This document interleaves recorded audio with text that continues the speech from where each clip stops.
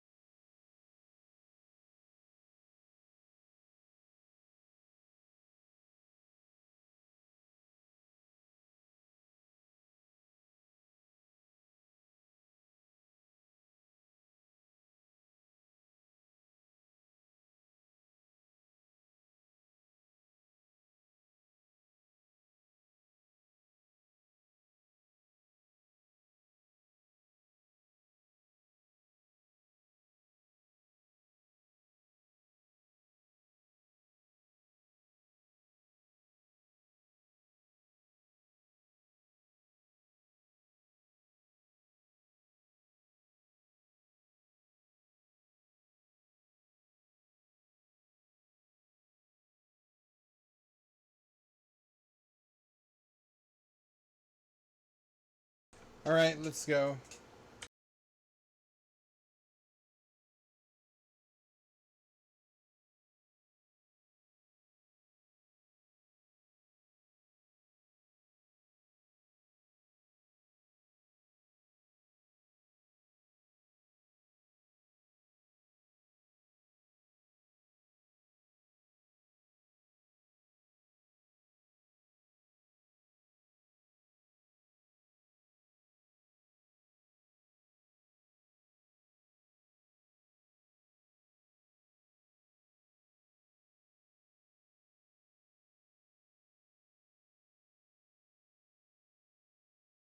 Is that so?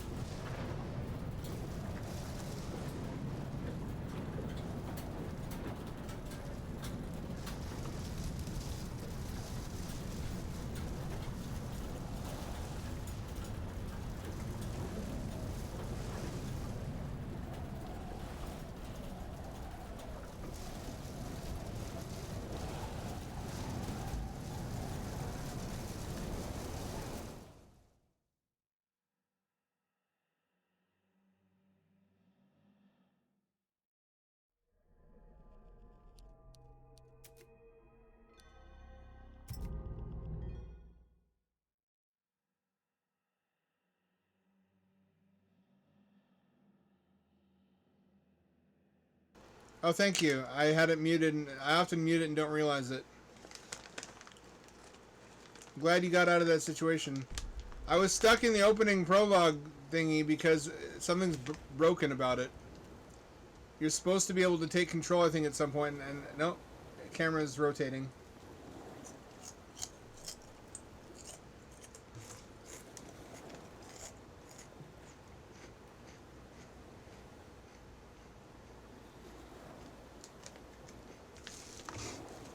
Alright, unplugging the controller fixed it. Why should that happen?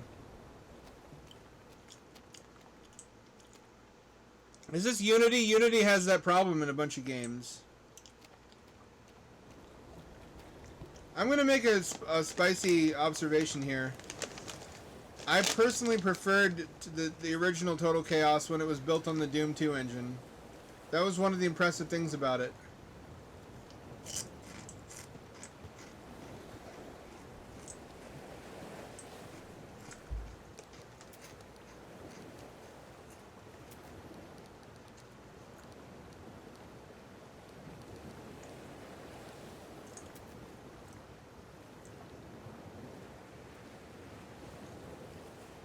That sucks. Also, if you fully discharged your battery, you might have fucked that too.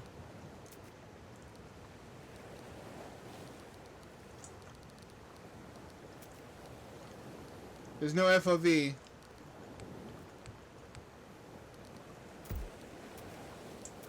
It displays weirdly in 16 by 9.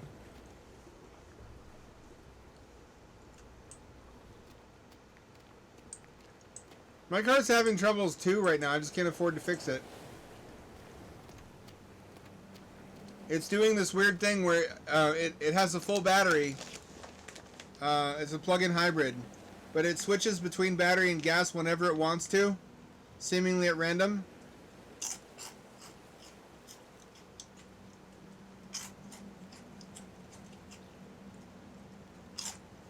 I have an app that lets me check the individual cell voltages, and they all seem to be healthy.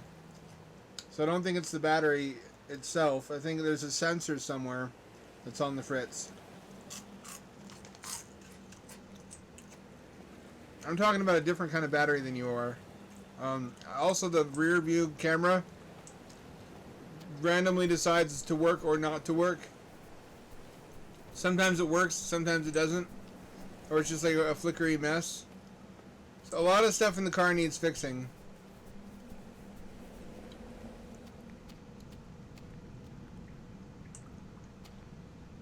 This looks a lot like the Doom 2 version.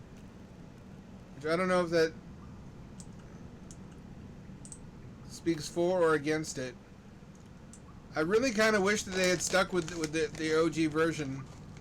So there could be a AAA modern title that shipped on the Doom 2 engine instead of remastering it.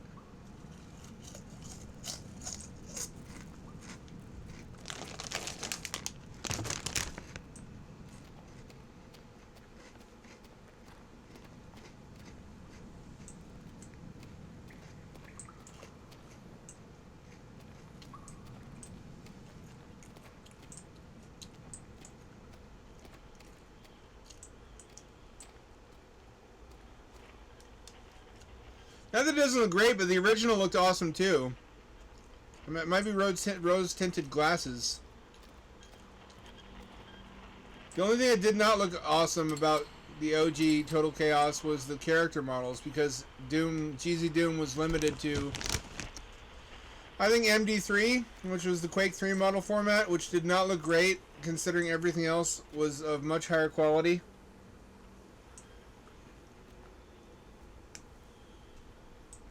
This just looks staggeringly nice.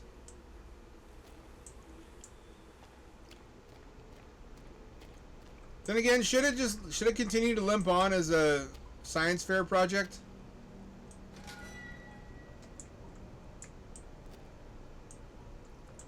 When really it would have made sense to be a Unity game in the first place? Or Unreal? No, it's gone in Paradise. Something has taken it over. This isolation is killing me. I remember this having a very complicated System Shock style interface. Like this. You can't see because a lot of it's off the edge of the screen, but there's a huge inventory. There's a bunch of stats. It's almost like a RPG more than anything else. I really need to. No, there's no console because this isn't Doom based anymore. I should shut up about that, but I can't. I just can't. At least I don't have to remove the key from the inventory manually like last time.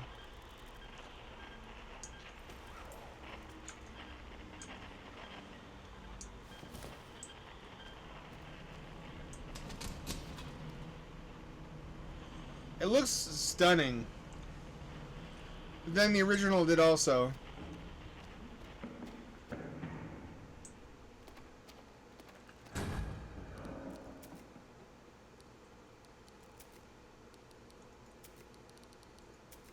Here we go, field of view.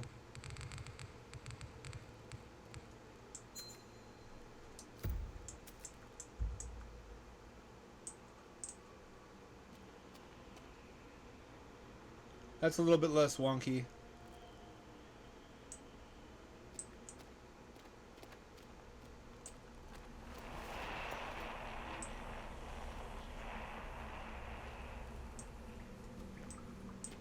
Okay, have radio. Rotten apples.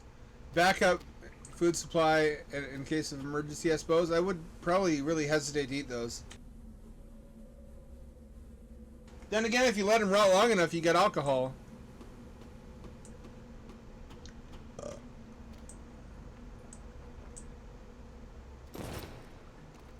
That hurt me.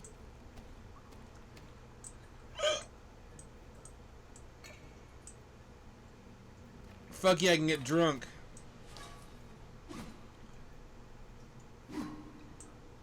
I got a weapon of some description. Which really, one of my big pet peeves in these games is when you pass by a bunch of perfectly good weapons and they don't let you pick them up just because they're set dressing. They're just environmental details. It should never be that way. If you see something usable, you should be able to use it.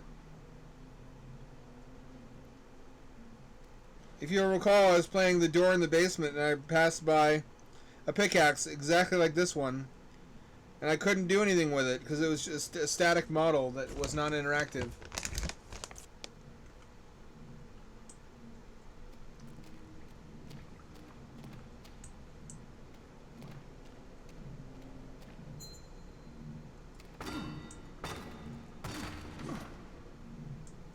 Any goodies? Nothing.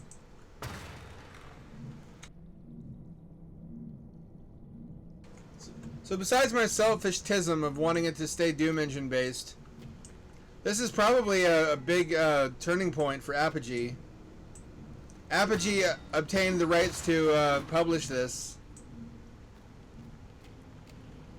And this is a non-trivial project. This has been going on for years. This is a big title to me and a lot of other people. Plus, remastering gives them an opportunity to fix a lot of what was broken with the original one.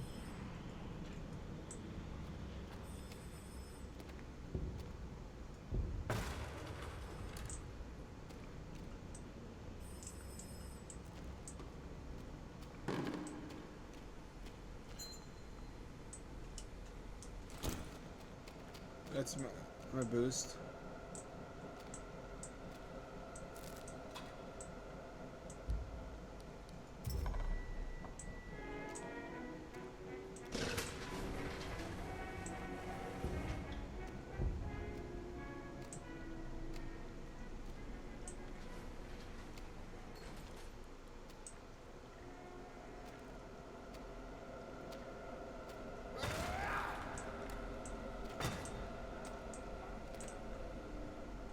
Still no flashlight.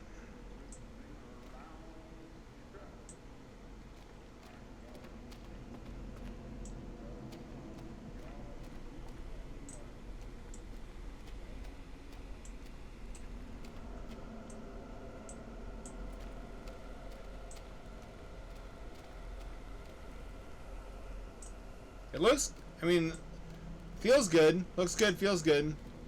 Wonder if it's Unreal or Unity. I want to say it has to be Unity because of the rotation bug. I can't pick these up. These would be handy to have.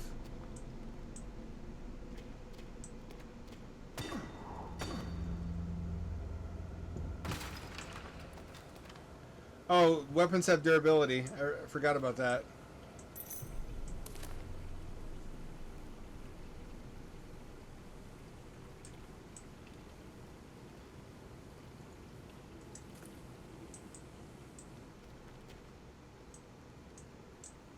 Well, now I'm defenseless.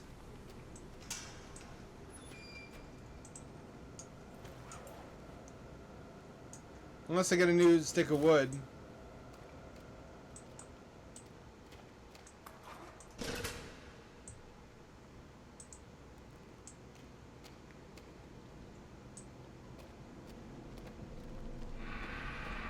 Well,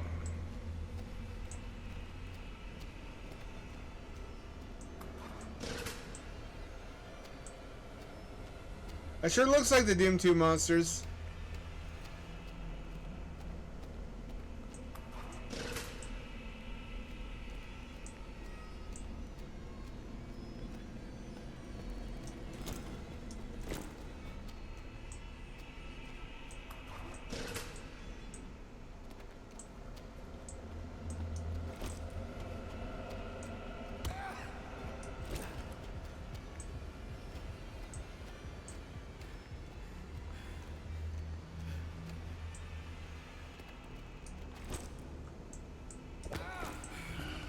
Did you throw a brick at me? You motherfucker. He could just do that?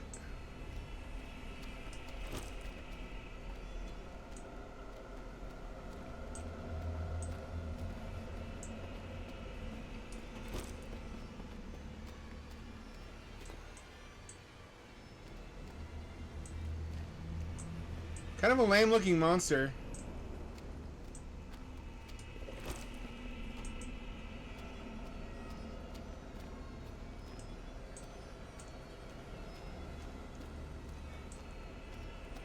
What's good, Klutz Clown?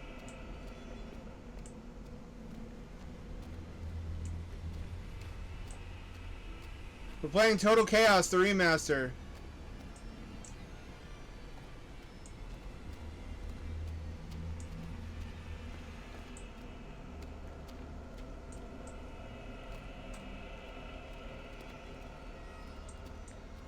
$237.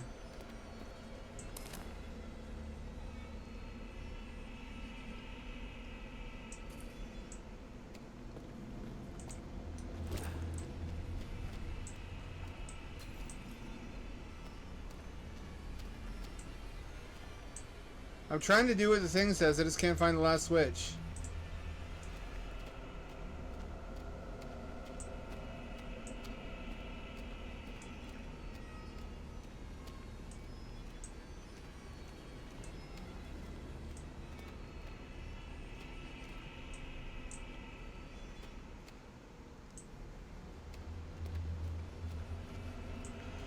As you're gonna see, I mean, hear me say a lot during the stream, the original Total Chaos was a GZ Doom mod. And in my heart, I miss it. I miss it being a GZ Doom mod.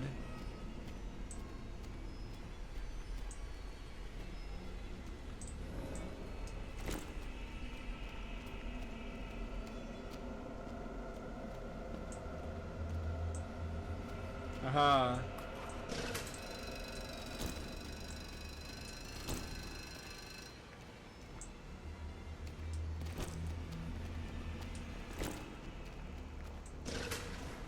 There we go.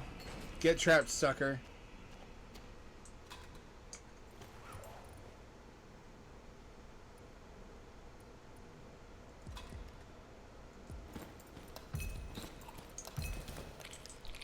Does it have consequences? Because it's spoiled?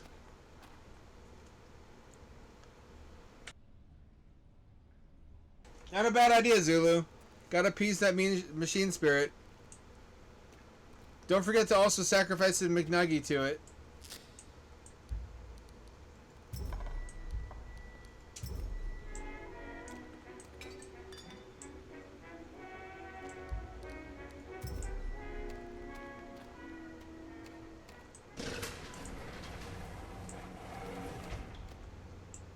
It's unbelievable Apogee just swooped in and got the rights to publish this game that's been in the works for like over a decade by fans. That's basically free labor. Almost all the work was finished before they entered the picture. I guess I'm just glad that now the Total Chaos team will get the credit they deserve and the accolades and the money.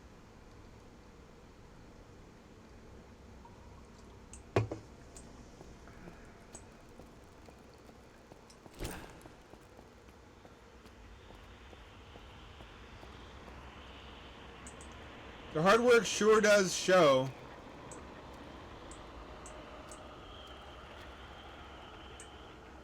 Let's see, normal. But visual fidelity isn't all there is to a good horror game. After all, look at Lost in Vivo. It's very visually basic, but extremely effective.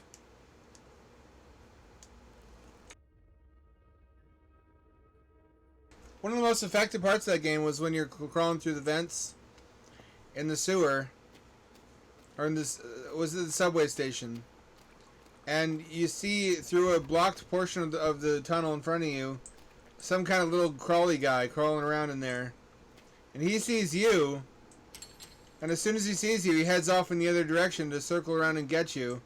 And in that moment, you know, I'm in a cramped maze. Some kind of thing knows I'm here and is looking for me, is trying to get me.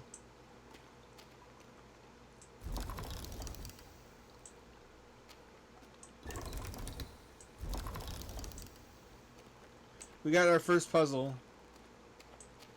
This is quite different than the original Total Chaos, except for the opening portion.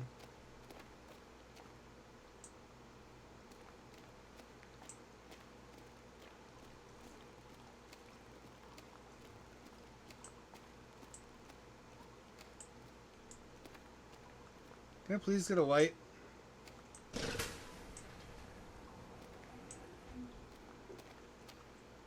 That's wall meat. That is 10,000% wall meat.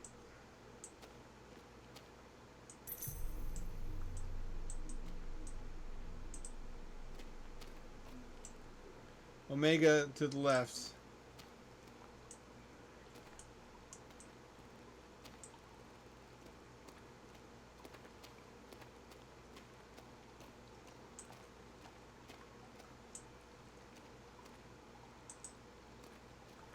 One of them has been torn out. One of them is Buddhist.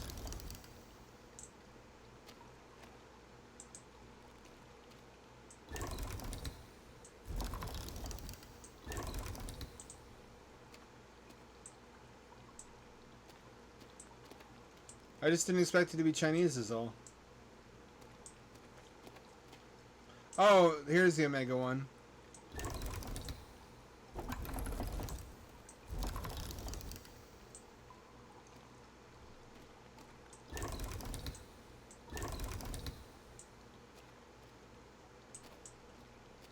Can I use a candle?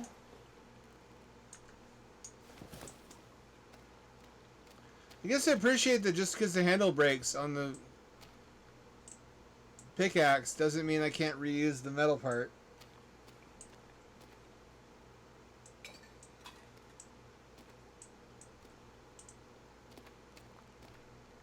Vibes, I'm getting Penumbra very heavily from this. Lost in Vivo, somewhat. Makes me wish for a modernized source port, not a source port, a remaster of the first two Penumbra games. My heart wants a source port, I mean remaster, of the third Penumbra game also, but I was the only one who liked that game.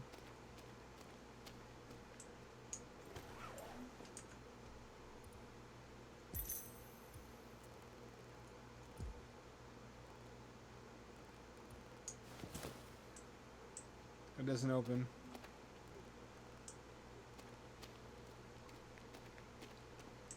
Sure wish this was compatible with controllers in a way that didn't break it. Then again, I've had that problem with multiple games now. There's a new tunnel. Ooh fucking woo! Oni-chan.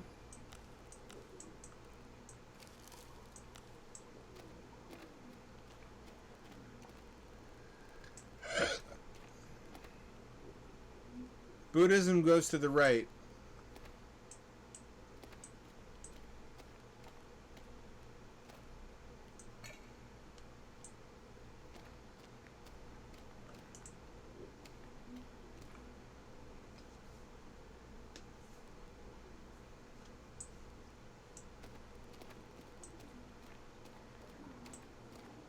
Steering wheel goes up. Buddhism right. Buddhism right, wheel up. Don't you fucking pop out at me, Superman.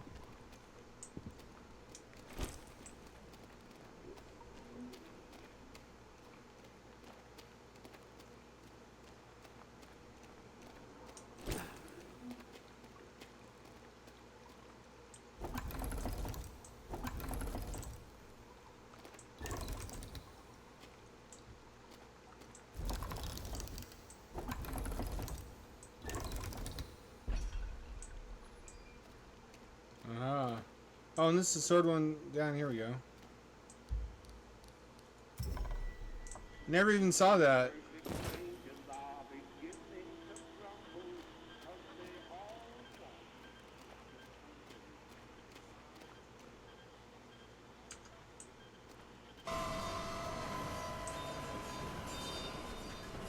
Oh fuck!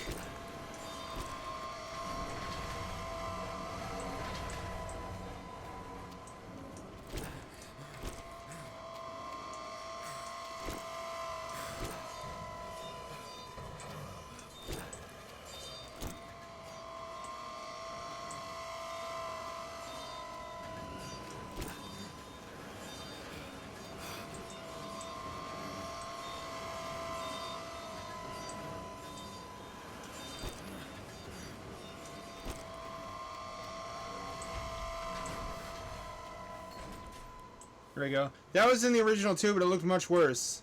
We're starting to reach the parts that are objectively an improvement over the OG Total Chaos. Then again, that was much more impressive of a scripted event in GC Doom. You've come here to find something. I believe it is something we have both desired for a long time. Your presence in this place means that you are willing to do what I ask of you. If you follow my requests, I will take you to what it is that you desire.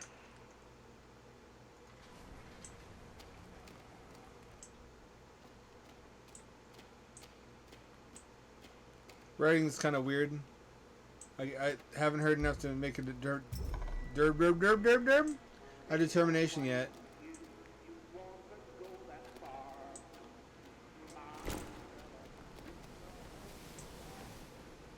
This place, this oasis, we've been here before, but it's not how we remembered it. A sickness has infested these walls, but I believe with your help, we can put a stop to it.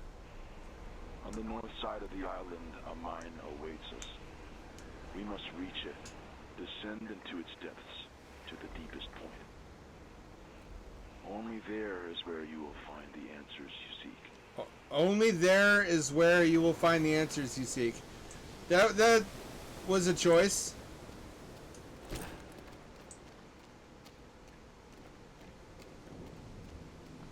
Only there will you find your answers. Look at that fabric physics. Or just animation.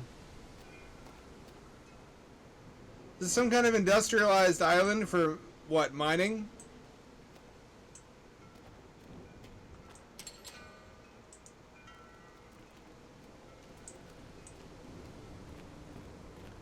It sure looks the part. Like what it's trying to be.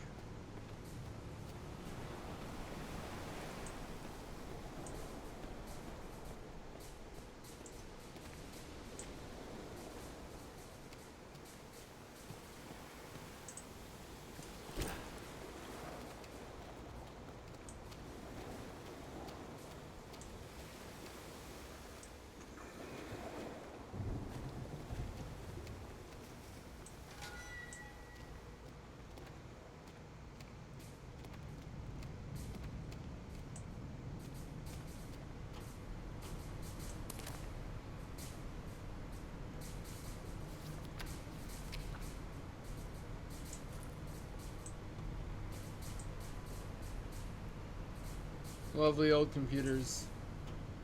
Or whatever these are. I guess electrical boxes.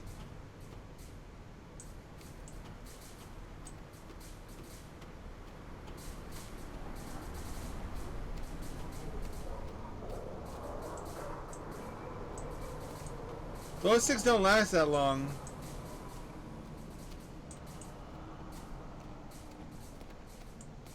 Someone would have to have been through here recently.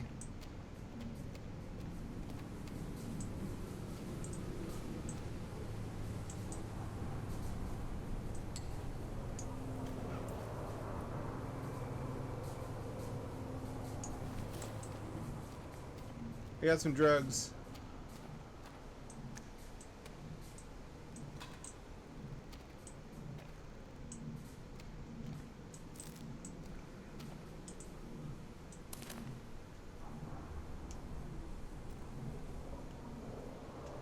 shivers.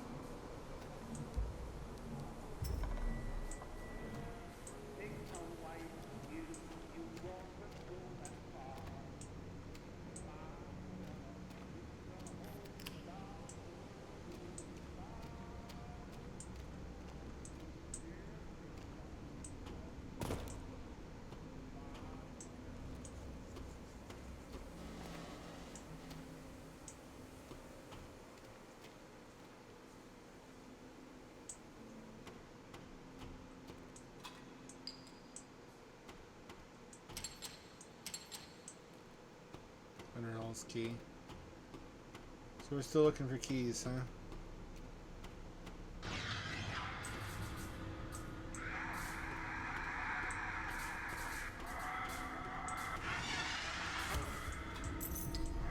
What the fuck is that thing?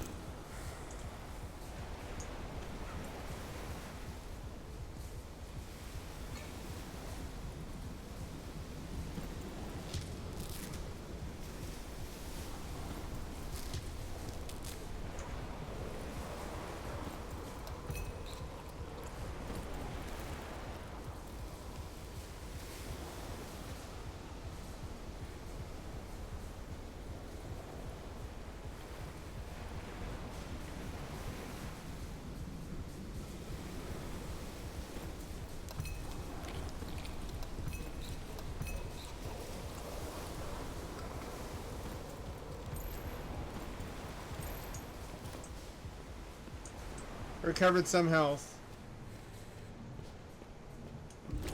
What the fuck was that thing?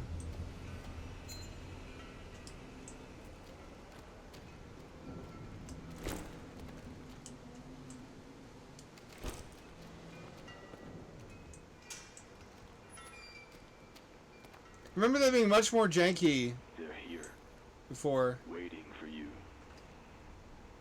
I would not try to dispatch them. You might as well leave them here to fester.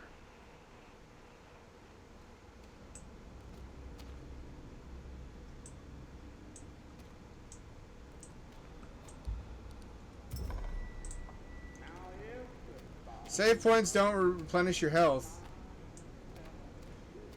That's a problem.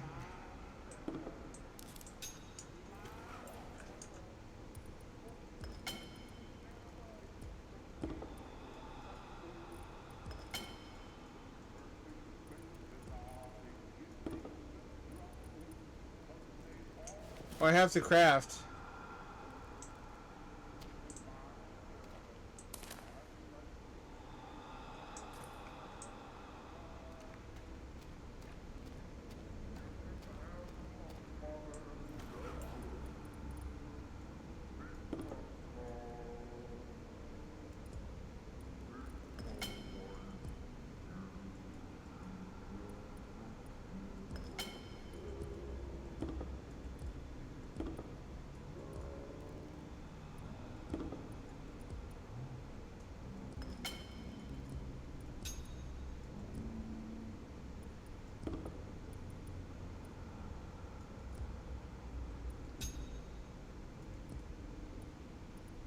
How do I do this?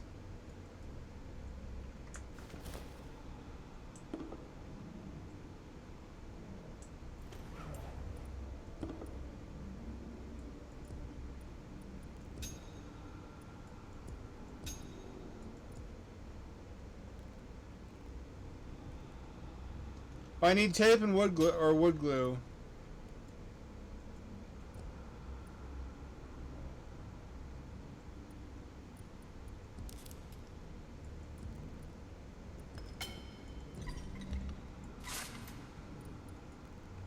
There we go. I shall not waste this one so readily as I did before.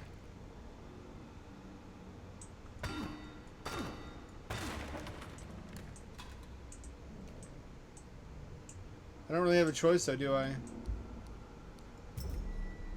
You never know what's going to be in any of these boxes.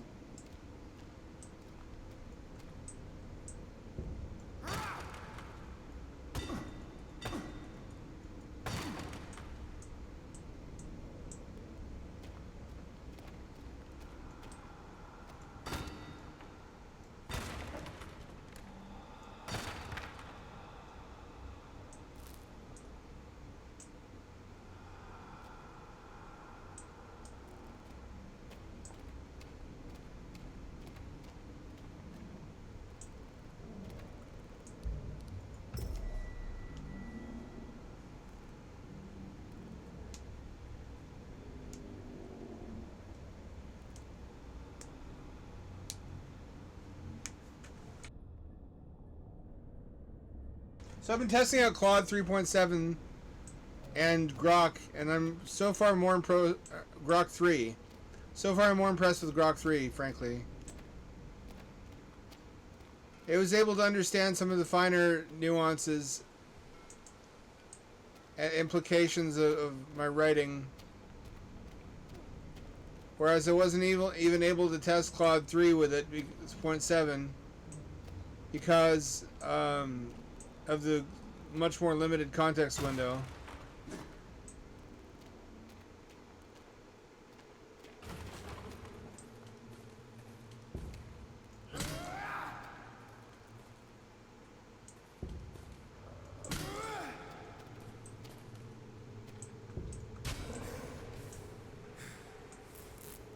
Why did he have a rag on him?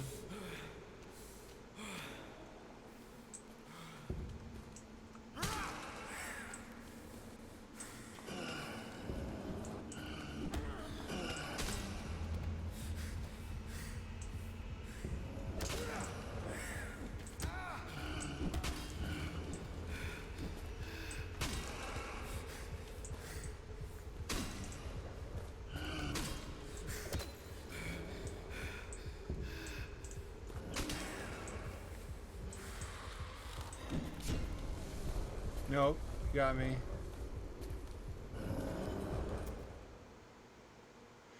Do I get my health back, or can I soft lock?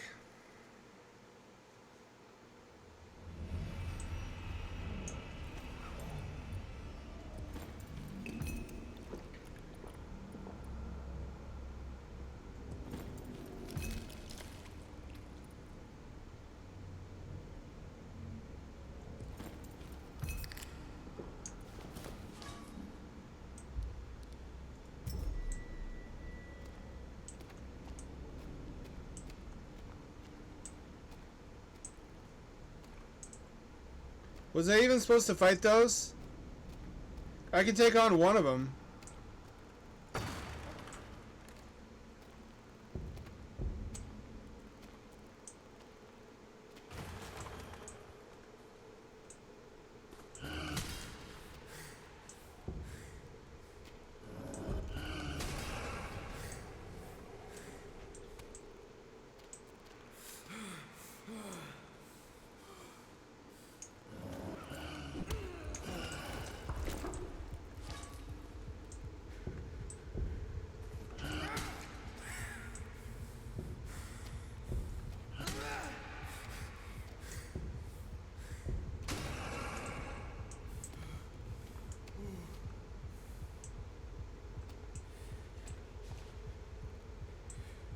Kill them both?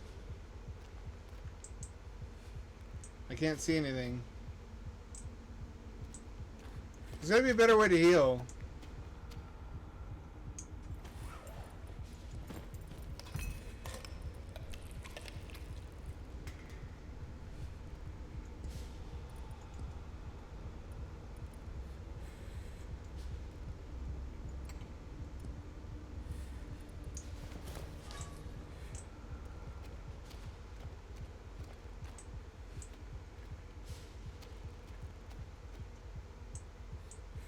There's one more hanging around. Hello, cat.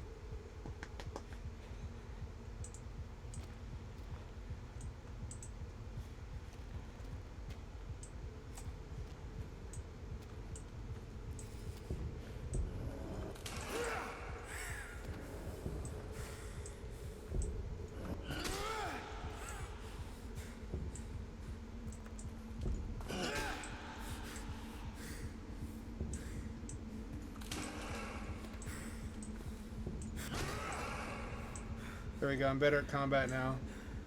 Thank goodness it didn't break.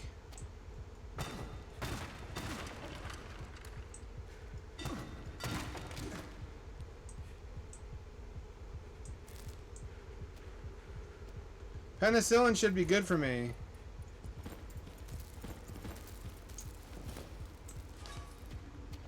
It might kill me though, actually.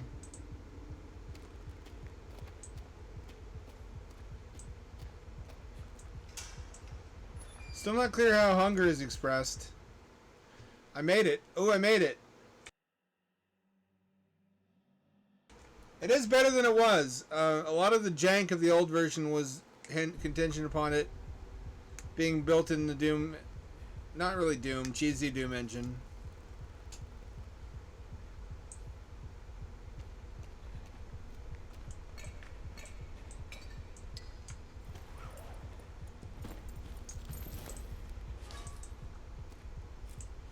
Does anyone can sleep?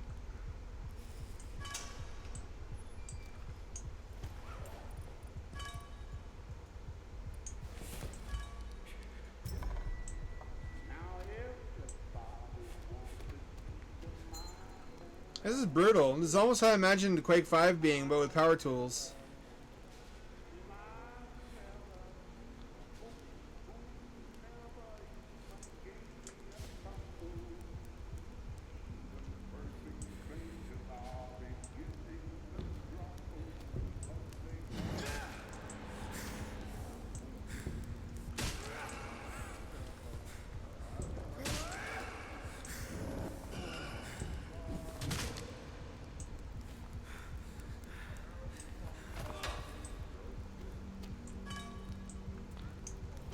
T is throw.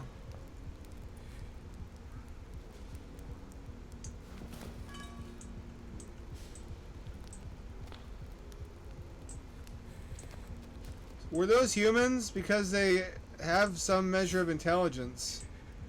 They throw rocks at you, and they huddle around fires, like the cavemen kind of.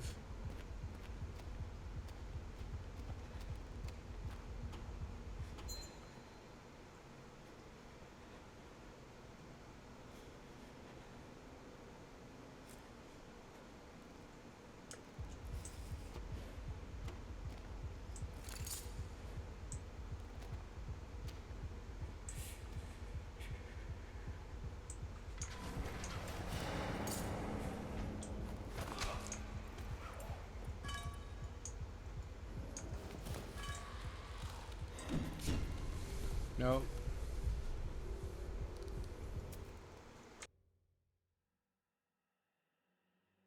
Not that they're not lethal, they're not scary, they're designed. They're originally imps, though. And Total Chaos, so that's somewhat to be expected. There really needs to be an easier way to heal.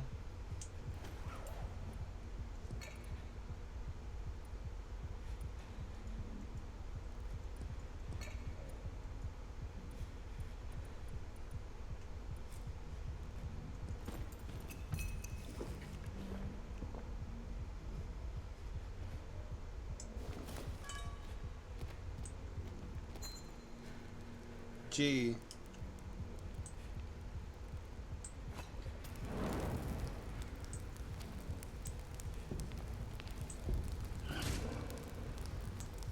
That's cool.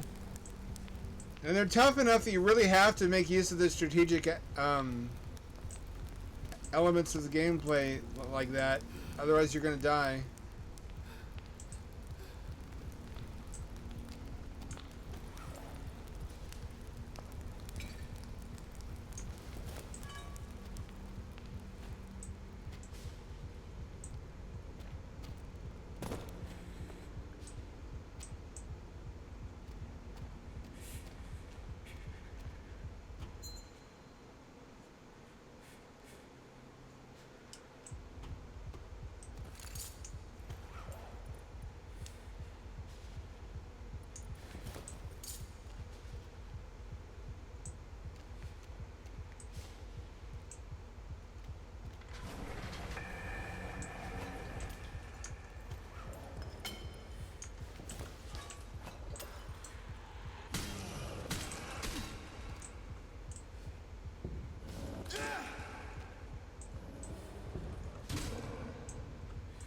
Got my shiv back.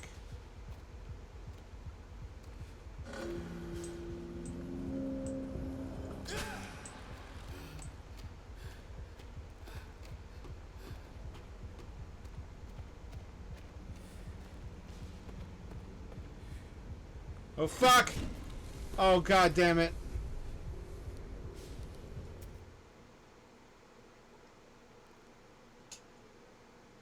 Me too. That would replenish most of my savings.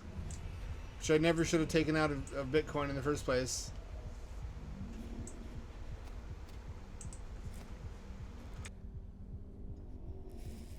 I would keep that money. Wait for Bitcoin to correct.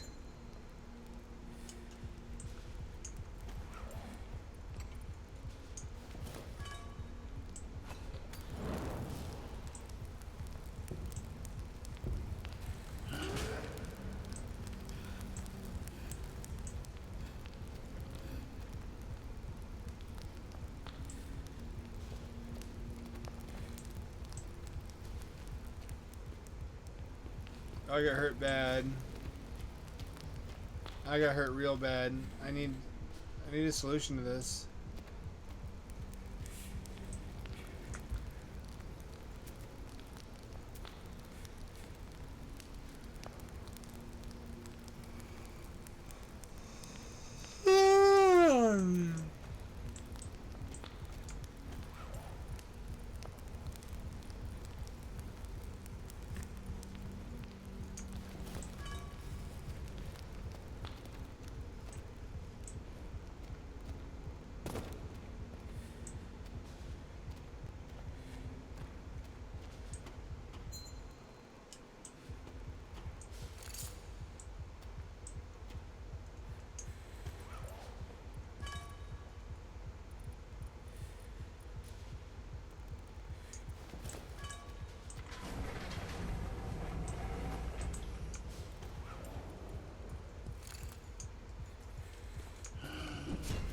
No, the menu didn't work.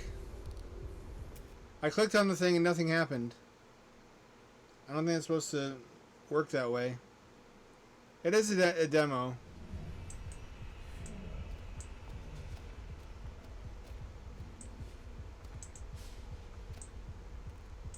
There's no going back. There's no healing.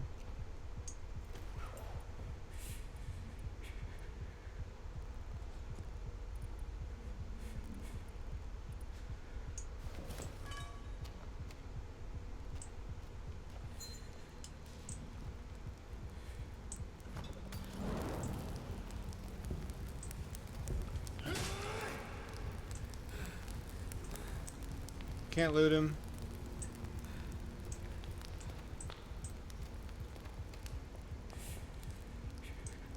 Oh, gravestones in here.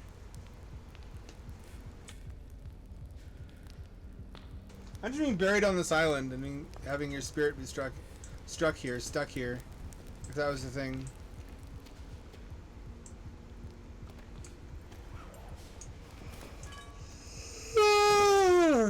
What a cold, desolate place to.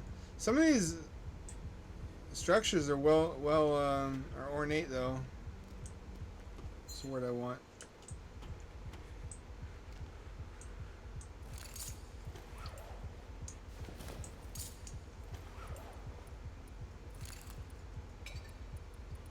T and G.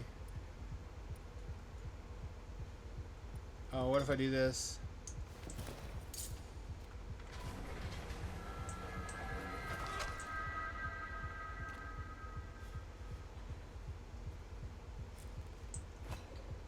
No!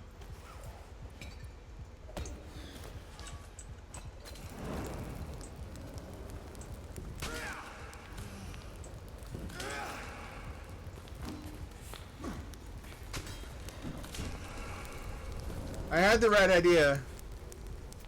There's just no way to get enough health back. Is it regen if I sit here and let it idle overnight? Will I regen? Or will I starve to death?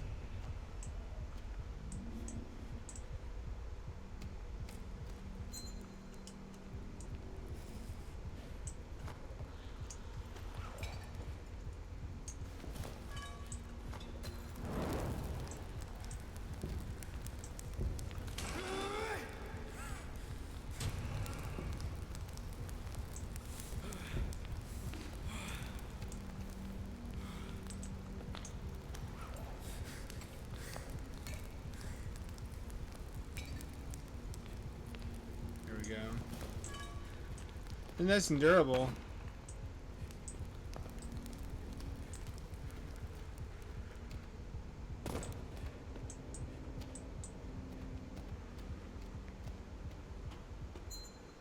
There's two of them though.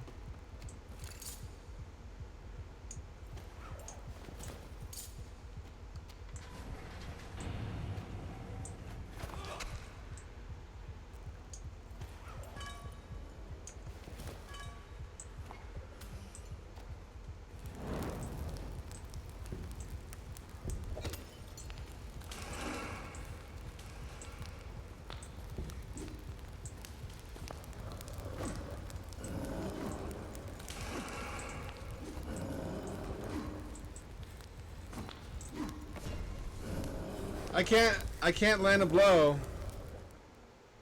He's very good at dodging, apparently.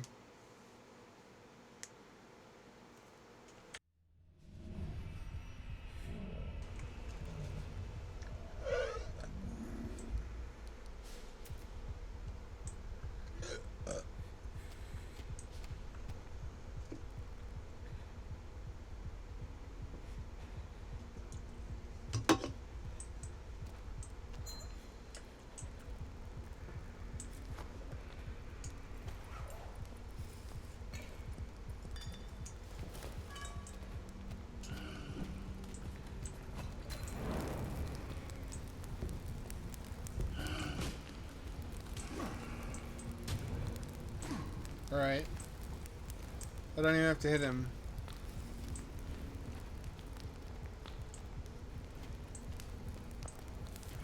Sure would be nice if there's a better way to heal.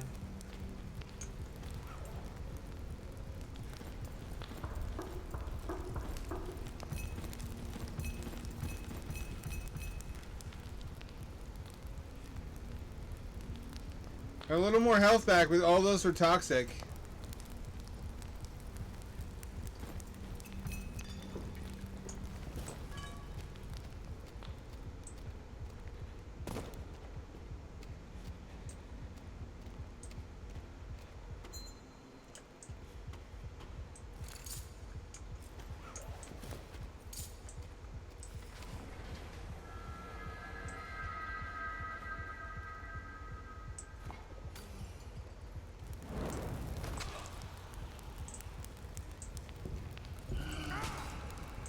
Gotcha.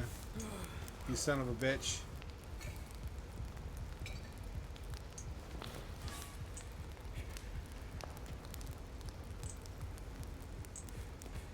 Is there another one in here?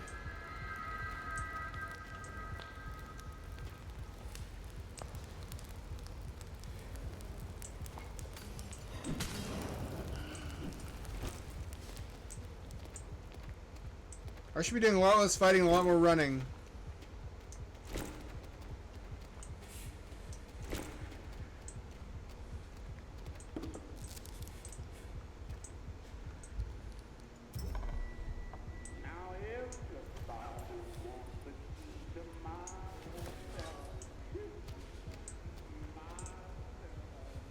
They can't follow me, or they won't?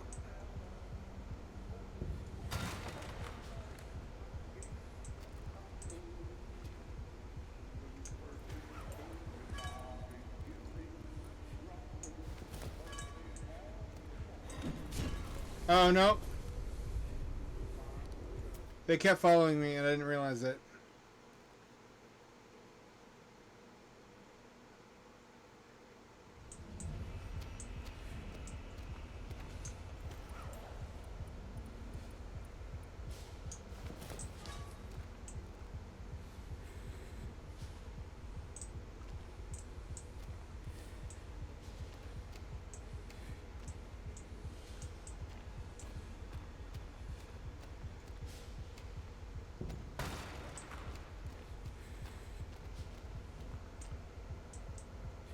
Nope.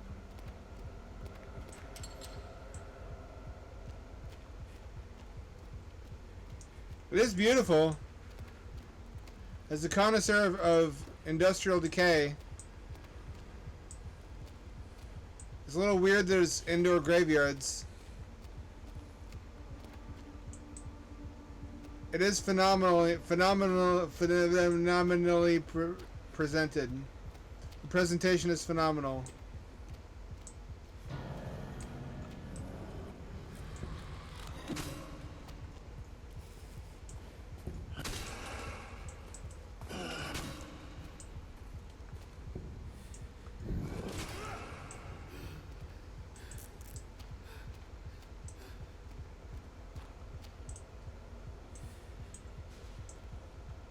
There was nothing back here. That was just a monster closet.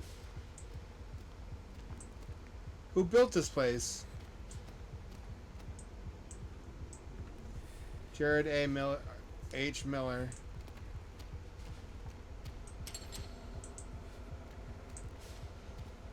I don't think I ever got past the electrical ghouls in the Doom version.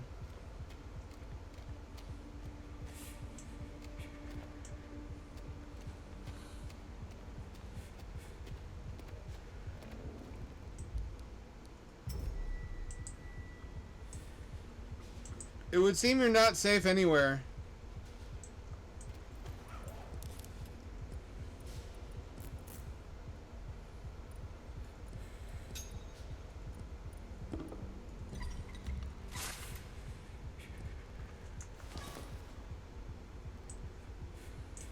It's got me paranoid.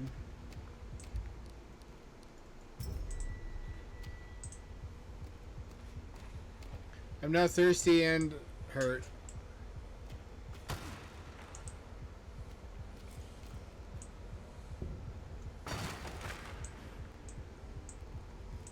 No goodies. Why is so many? Oh shit! Why so many empty They boxes? will attempt to hinder our progress. They are forgotten, leftovers of a time long past. They were never meant to linger here. We'll need a key to bypass this door. Head to the graveyard nearby. There's a storage room hidden there.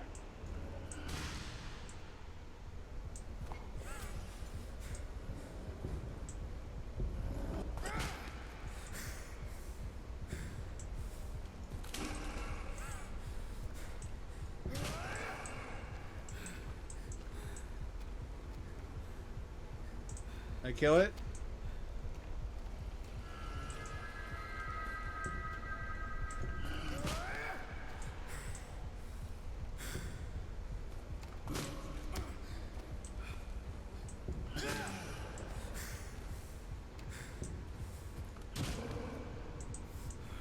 There should be pushovers, but I'm a realistically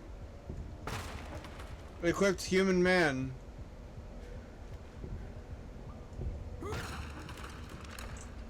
My stamina is realistic, my susceptibility to injury is realistic. This is doing a very good job in the same way that Penumbra did of making me feel vulnerable.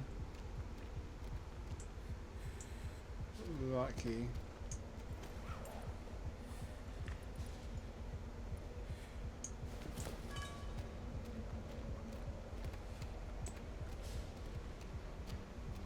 If I had vodka, I could probably make some health packs.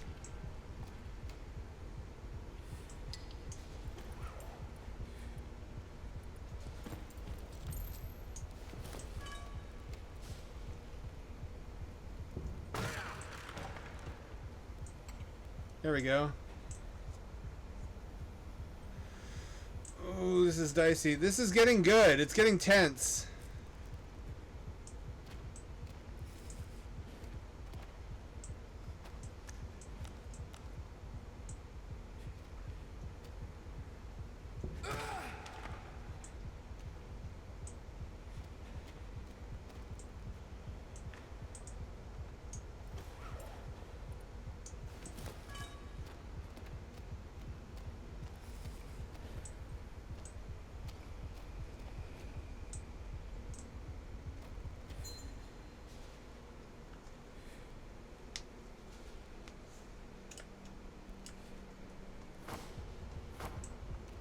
Those are pretty complicated mechanics, actually.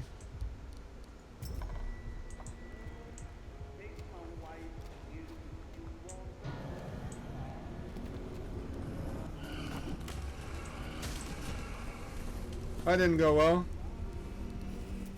It works, parrying works, but not when there's multiple enemies. I want to say that the base enemy is not scary enough.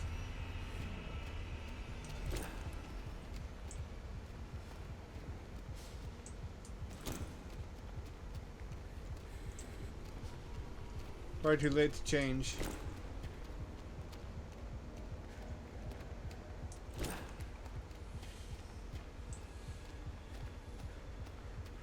It looks as good as the Resident Evil 8 or something. Thereabouts.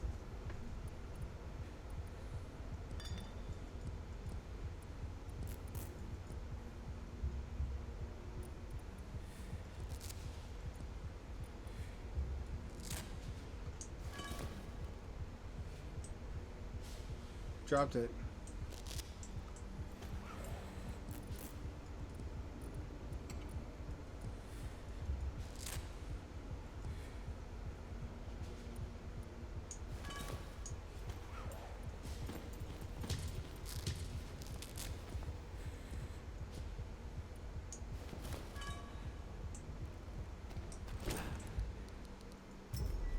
At least they're not bleeding.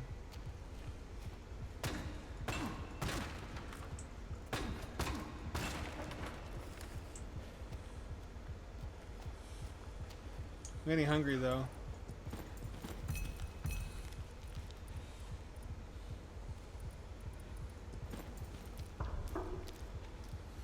It's gonna hurt me. It's gonna make me sick.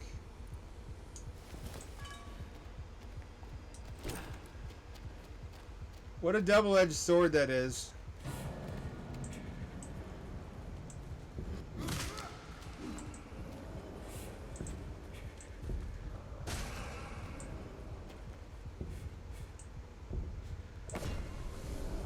Really? You fucking nailed me with a rock? I don't know if it's just me needing to get good. Strategift, this isn't just Total Chaos. This is the remaster. This is rebuilt, I want to say from the ground up. It's remade on Unity. It's no longer GZ Doom. Which is my only complaint. Although, because of that, the monsters look much better than they did in the GZ Doom version. This is a demo of the new Apogee remaster of Total Chaos. Which is a big get for Apogee. They're fucking Apogee. For fuck's sake. They did very well to get the rights to publish this.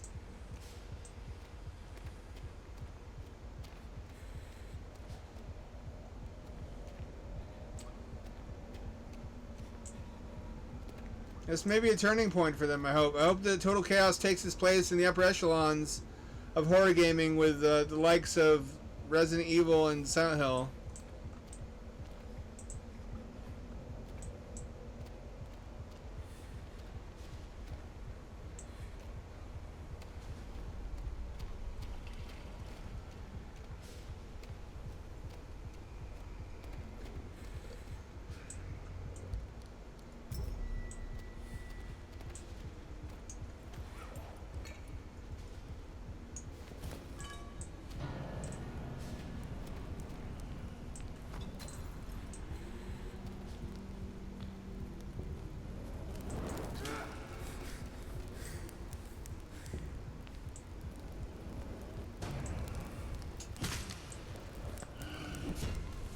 Shit on the fucking... There's fucking 3 of them! Uno, dos, tres.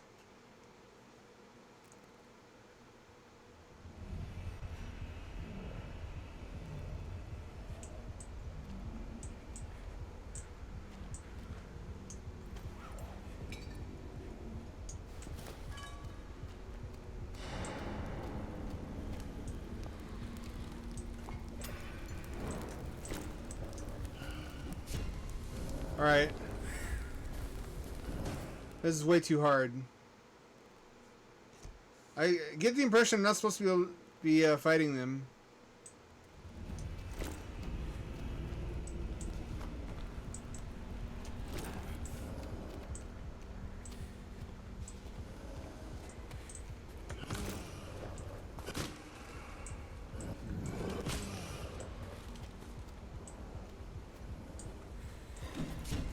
No, there wasn't anywhere to run to.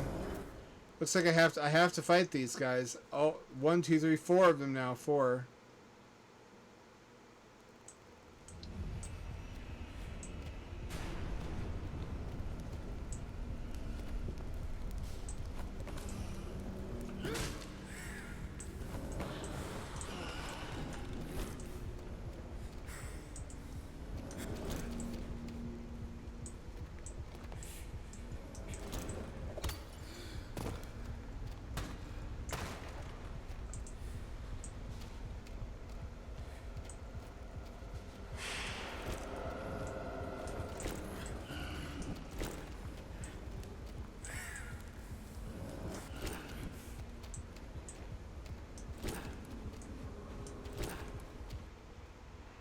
This place, it used to be somewhere I could be happy.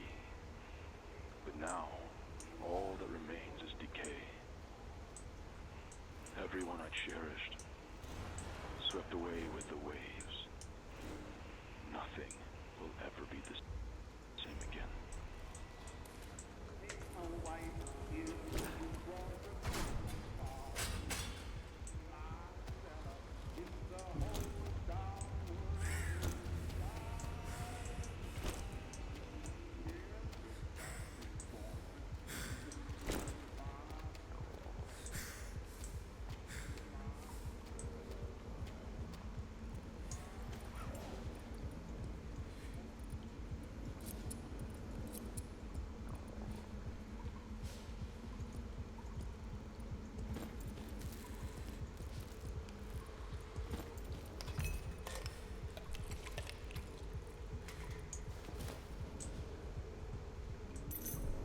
Got the basement key.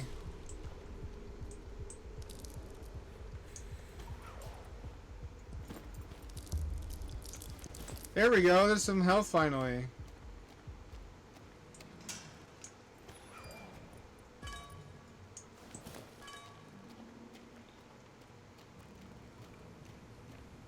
Mystery solved. You're supposed to run away a lot.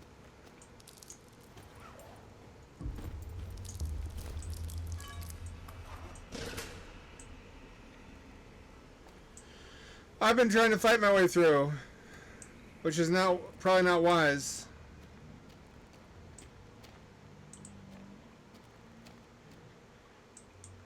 I skipped my way past a lot of items too, which I'm gonna regret. I kind of already do. What's their verdict? Does it look good enough that it overcomes the loss of novelty by no longer being a GZ Doom mod? In the same illustrious company as the likes of, Nope, alright, that wasn't... As it turns out, that was not the right way to go.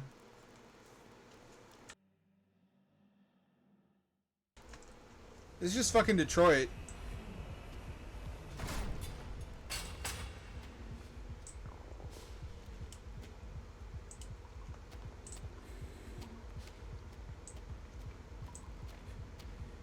Or Oklahoma.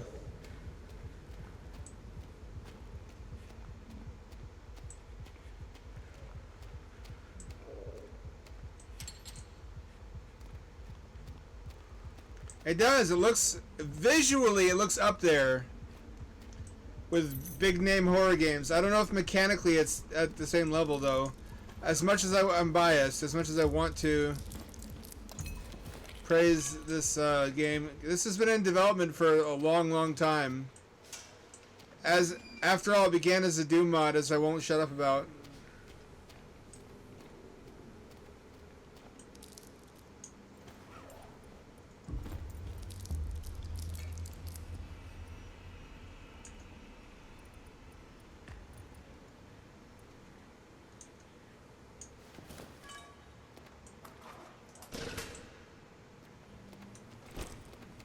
I sure get hungry fast. It's too realistic.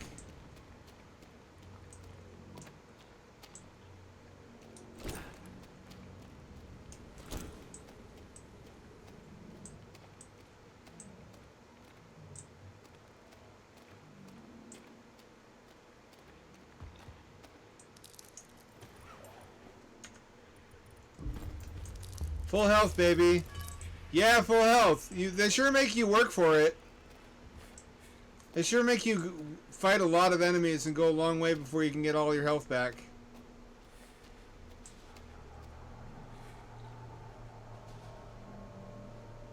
Wall meat, floor meat, and ceiling meat. The trifecta. That's just plain ceiling meat. We've seen that.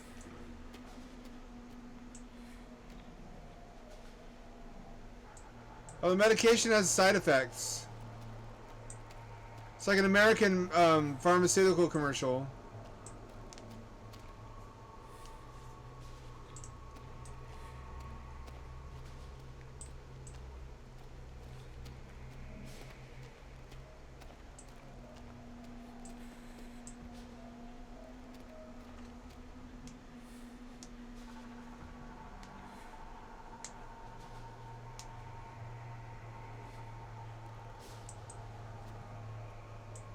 Atmosphere is superb. I'm 100,000% sold on the atmosphere. And the mechanics are still unforgiving, but much better implemented than they were in the Doom mod.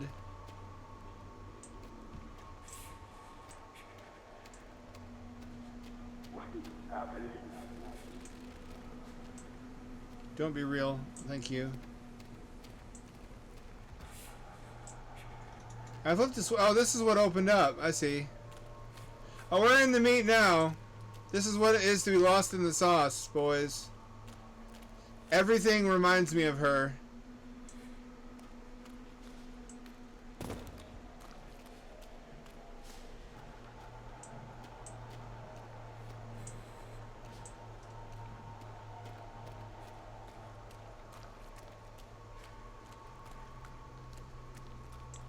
We got a confirmed meat maze. It goes nowhere. This ain't no way to live your life. Don't go for any meat mazes. That's advice from me to you.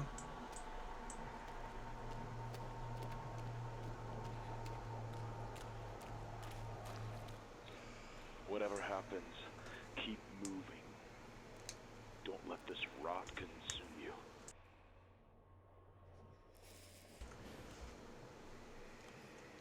I was reading about that, about it. The first offshore oil rig was not an oil rig as we think of them today, where it's on stilts. The first oil rig was a concrete artificial island built in, I think, the North Sea by Russia, the Soviet Russia.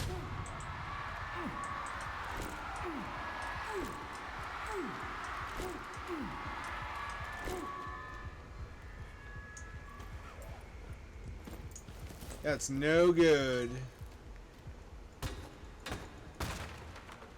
Nothing. Once again. I guess in easy mode there's more stuff in the crates.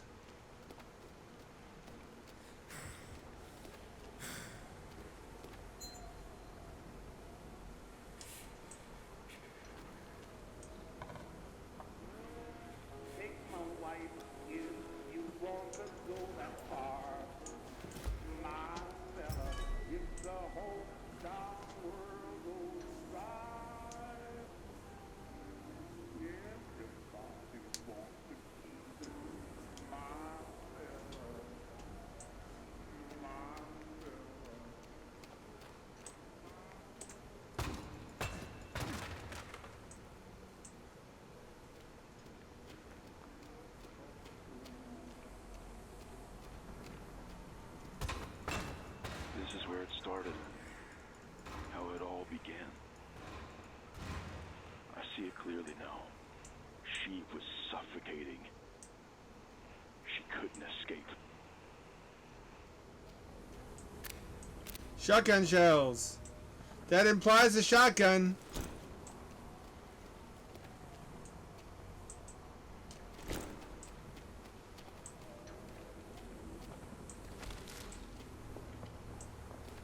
We're gonna be alright. As soon as we get that shotty.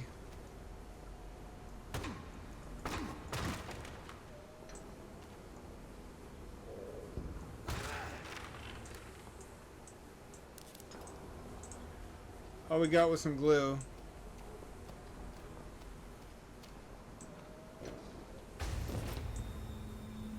Well, okay then. Oh fuck!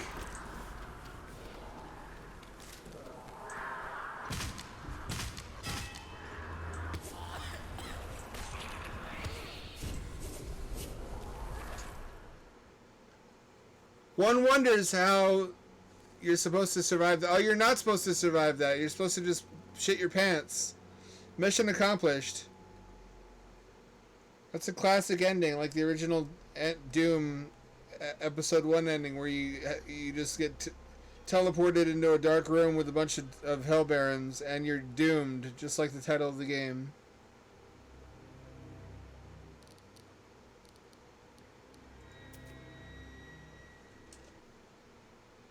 Excellent as I hoped it would be, and much more completable, if that's the right word, than the original version, which had a lot of problems. It was flawed genius.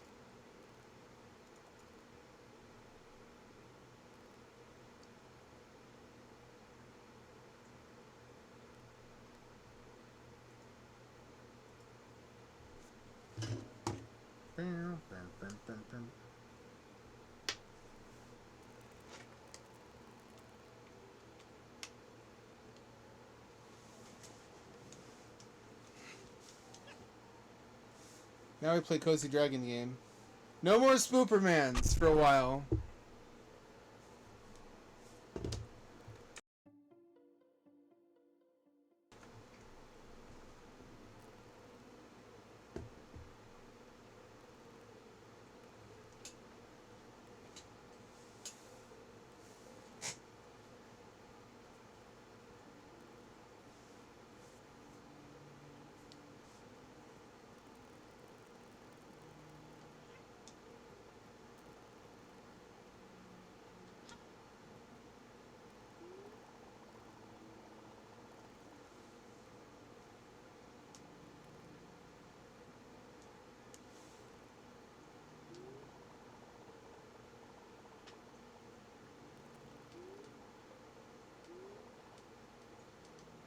Alright.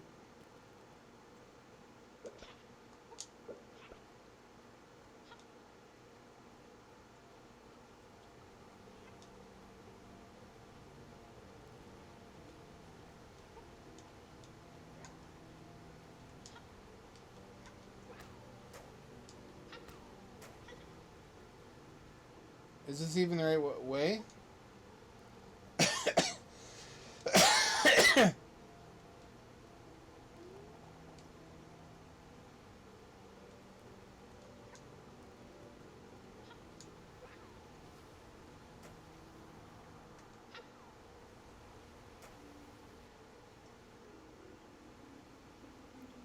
There we go.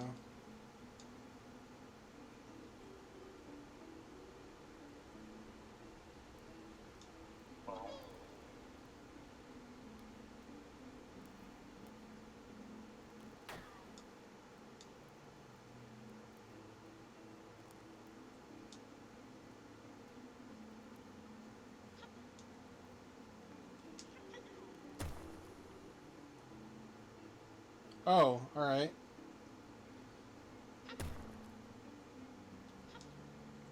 That works too, optionally.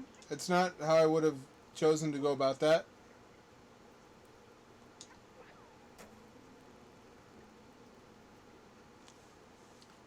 So everyone congratulate my buddy Short Talk, who got a 4K 3D projector recently for a princely sum of money, much more than I would have paid. My eyes are shit enough that I can't really see any difference. I can on the projector somewhat, but it's not enough of a difference to justify the difference in price between 1080p and 4K, which is way disproportionate, but great if you can afford it.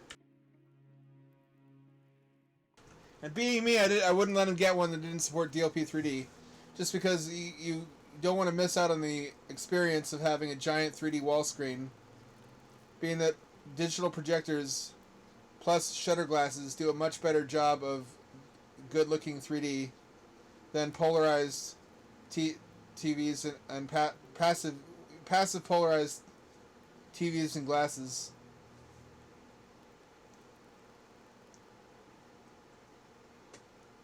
There's a lot of games that support DLP 3D through side-by-side output, which is one of the signals that it understands intuitively.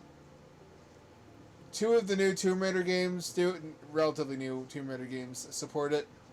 Trine 2, Trine 3. I think one of the Crysis games supports it, but only partially. The entire library of GameCube and Wii games through Dolphin, which has a side-by-side display mode in the emulator. If I get my way and past her long enough, I would really like a side-by-side 3D mode in VR chat. I think there's a lot of argument to be made for a more passive, relaxed VR experience versus having to put a headset on.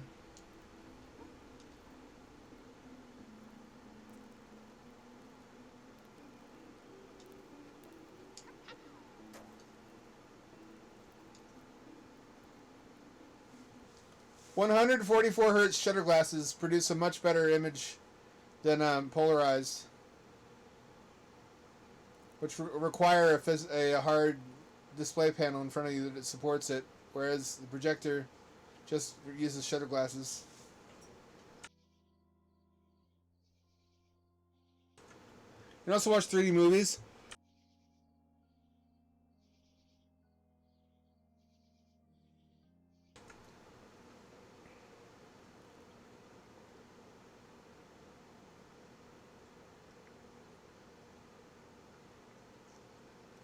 I've been telling you, it would have been better just to hang up some white wallpaper.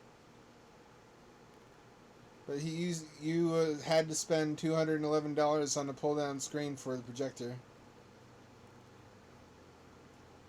At that point, are you really saving any money over the 55-inch you had before? Then again, your 55-inch couldn't do 3D. I gotta tell you, even though we have VR now, playing a Wii light gun game like Umbrella Chronicles 1 or 2 with motion controls in stereo 3D on a wall-sized display panel still feels like the future. It feels like an alternate path we could have taken.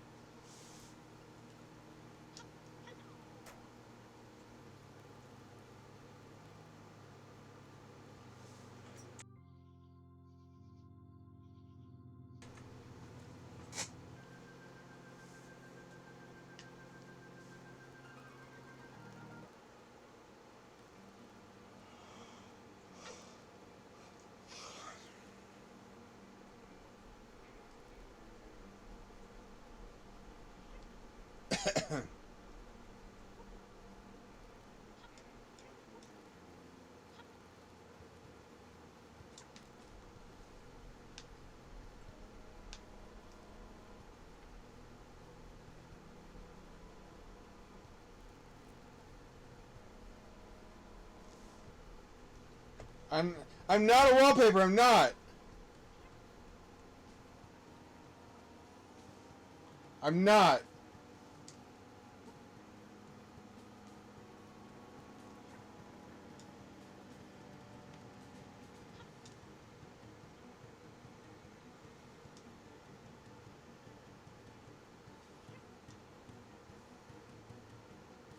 We get something to bring here.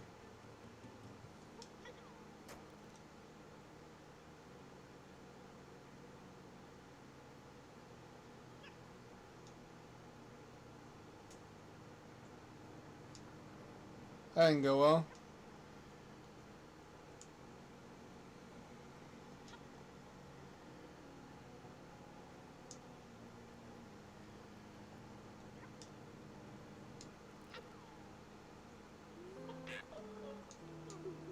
I'm not stinky either, Luna. Luna said it's something I gotta play too.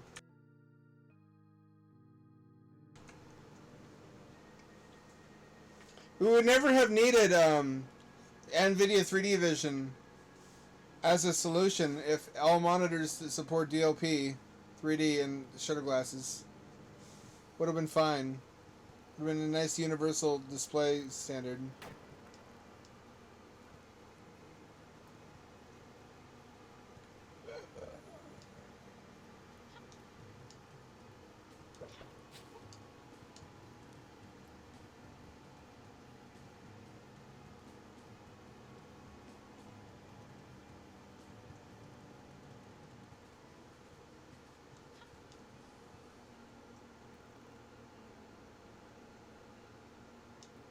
Here we go. What's in here?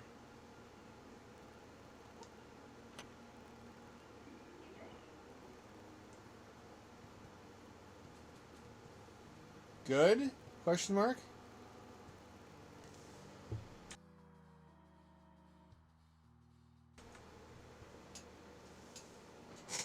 Call me a wallpaper.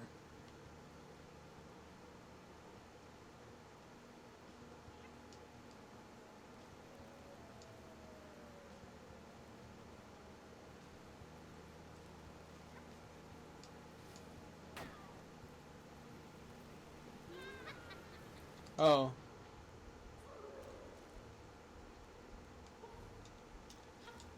Sure, a lot of traps.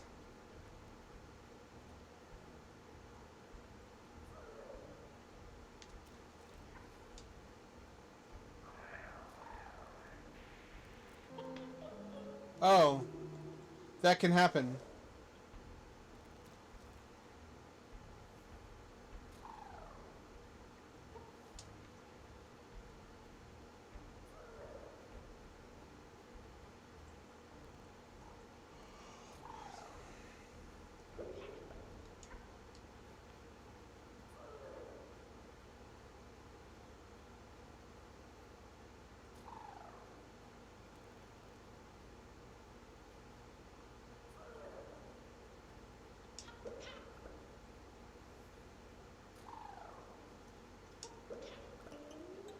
Oh, there we go. I thought so.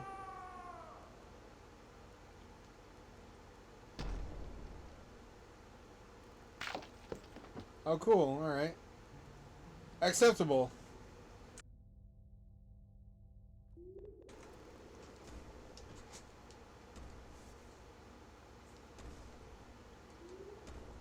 Pretty giant. Wipe your nose already. That's rude.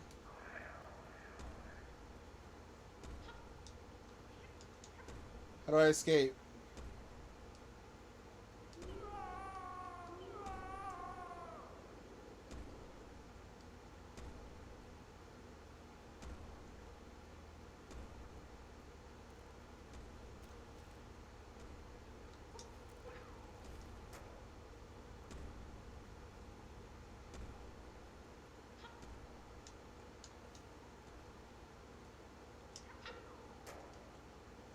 Red paintings are bad. They'll kill me.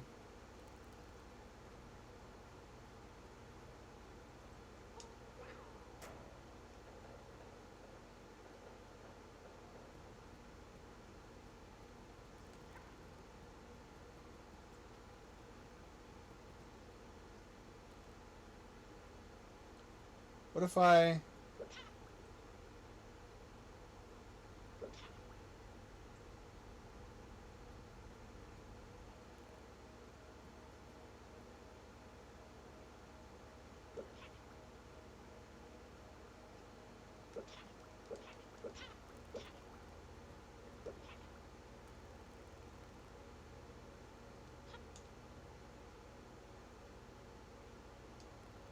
Nope. Mystery. What is it for?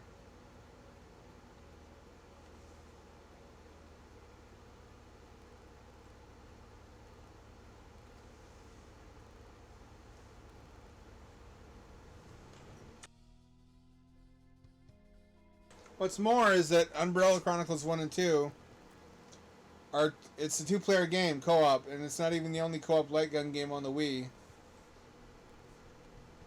So you can emulate Wii games in 4K with motion control light guns and stereoscopy, which is an experience that not everybody can have these days. It's not that it's more expensive than VR. It's not. I mean, it is the way Short Talk did it, but it doesn't have to be that costly.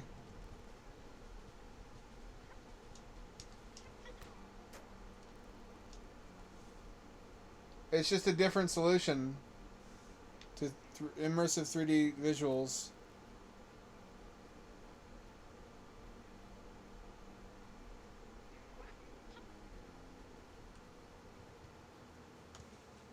There's even something called the cave display. I gotta give you context for this.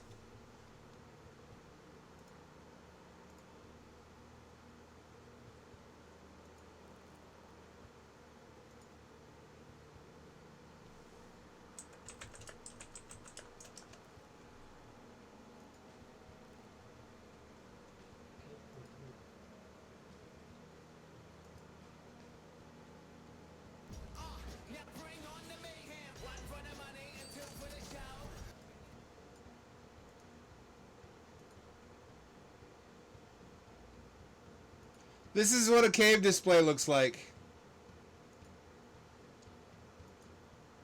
If you can't understand what you're looking at, this guy's standing in a partial cube, where each facet of the cube is a rear projection display, except for the one he's standing on, which is projected from overhead.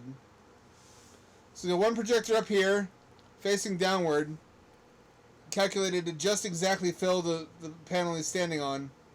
Then he has three projectors, one to his left, his right, and behind the panel in front of him, projecting the rest of the image onto the respective displays, calculated to come together into a seamless, like a skybox, like a wraparound.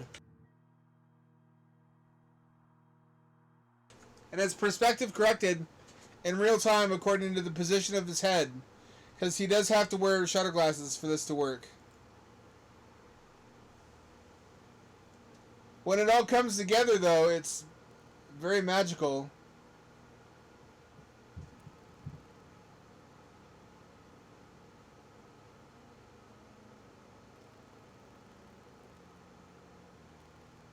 This is basically just a different idea of what virtual reality could have been, but it's much more expensive and much more space constrained. See how it looks like he's holding the gun?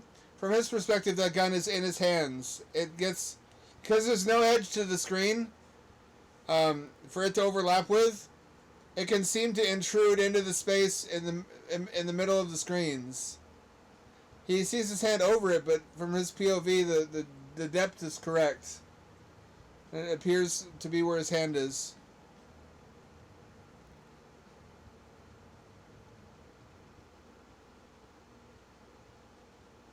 Surely you can see the potential. Problem is, you need 4 very high resolution projectors that are shutter glass compatible. You need a head tracking system, and you need the shutter glasses and a computer, at least one computer. I think he uses 4 in conjunction, or maybe just one. I don't know. That renders all the views at once. That are exactly correctly lined. So it's a much more complicated way to achieve the same thing, which is panoramic 3D visuals. That's your little educational tidbit for tonight.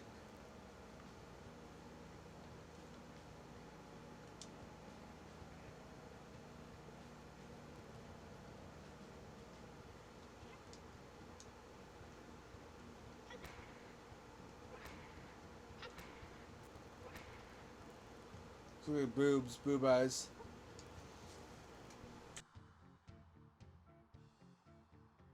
We're the Costco guys, and we like the boob eyes. 5 big boobs. I can't be the first one to have done that.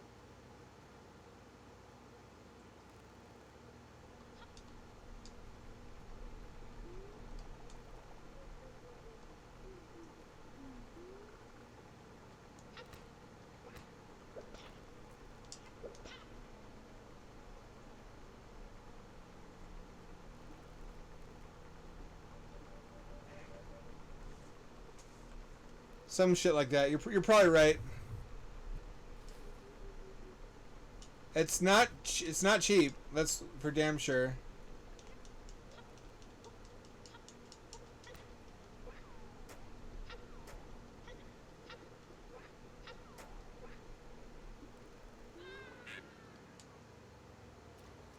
Here again. That's annoying. I'm in the end game though. I can't quit now.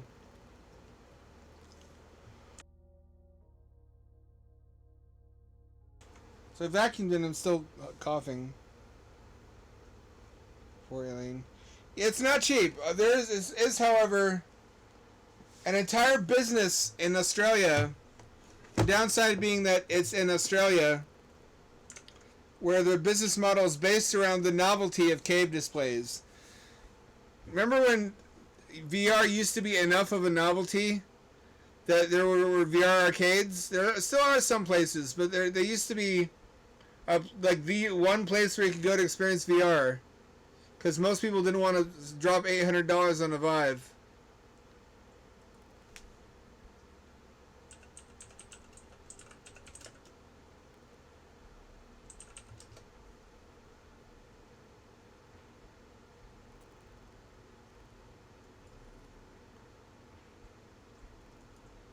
Zoo is like They keep reinventing themselves. Every 6 months or so, they change up the attractions. Currently, it's a zoo. It didn't used to be. It used to be like an arcade. Then it was time travel themed.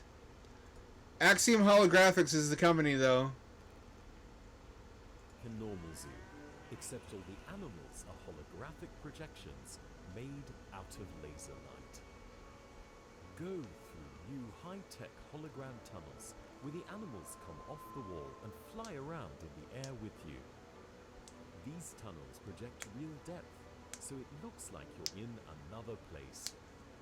We also have fenced animal areas where the animals act alive and project upwards from the ground. Another attraction is the sky roof. In this area you shrink down so the animals are giants. They walk over the glass above you. When you visit Hologram Zoo, you'll go through 5 tunnels. You'll see 5 giant sky roof rooms and 10 different fenced animals. There are different shows where you go to different countries, like Africa, North Pole, Asia, and Australia. You can also go back in time and visit the dinosaurs. Different shows are on at different times of year. Each show goes for around 30 minutes, or 1 hour if you do a double session. At the end, you'll get a small cardboard holographic style gift to take home with you. Time magazine awarded Hologram Zoo as being one of the best technologies of 2023. It's popular with families and children. It's also very popular with the elderly. We look forward to seeing you soon. With the elderly.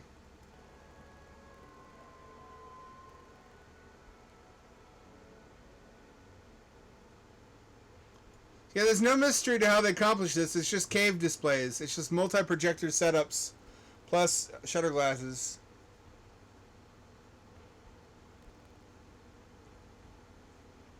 I think on the ones where you're looking down into the exhibit, they have over-projected area where it's black so that the animals can overlap the apparent edges of the display, which is a neat gimmick. They thought of everything.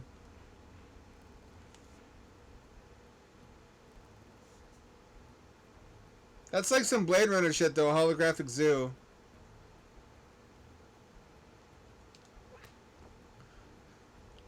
Was I always able to break that?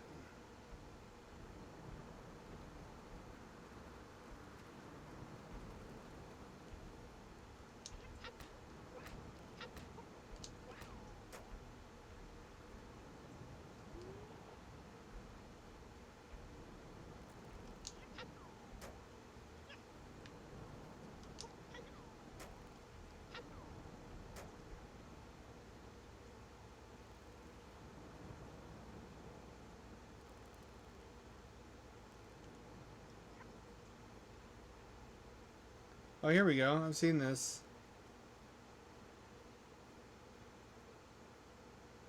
And make sure I'm still broadcasting. I am.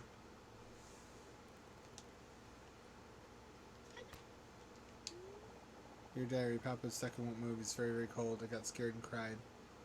Oh, this is a bad. This is the bat. Sage is nicer and they can make cool stuff like a big dragon. I want to make a big dragon too. Sage is so cool. Your diary. Sage has been showing me lots of cool things. I have been paying close attention. Today I made a really cool thing to show them. It's a bat that sets on fire and it cries, but Sage didn't like it. It said it was cruel. I'll keep practicing and make something Sage really likes. Made Sage really mad. I made a super cool world full of wicked awesome monsters that never die and attack anyone who gets close. Spent a lot of time on it, but they said it was unforgivable and put me in this place. Please come back soon, Sage. I'm sorry. Oh. I like the fact that they're filling out the villain backstory.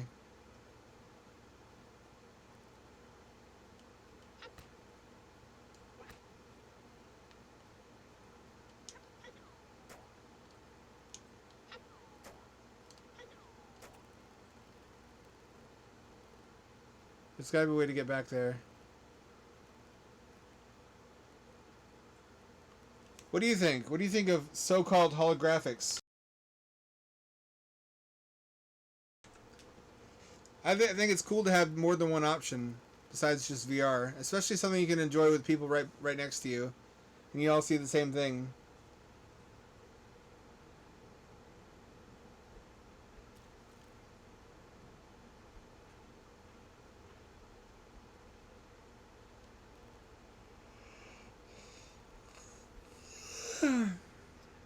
I wouldn't go for the zoo. I think that's kind of a dumb idea. I guess for kids that would be neat. My thinking is, why do that when you can look at real animals?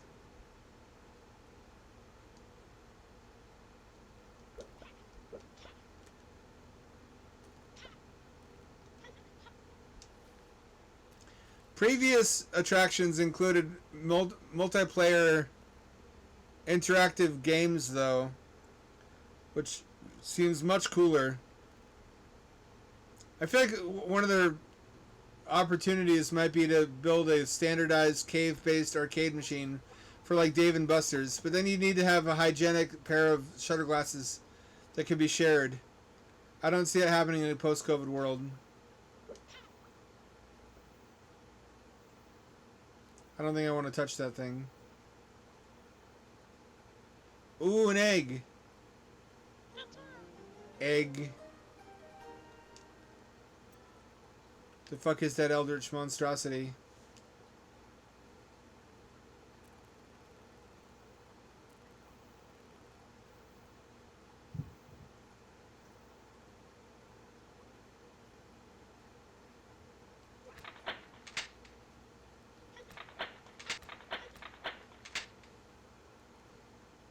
What's that doing there? Is my dragon buddy?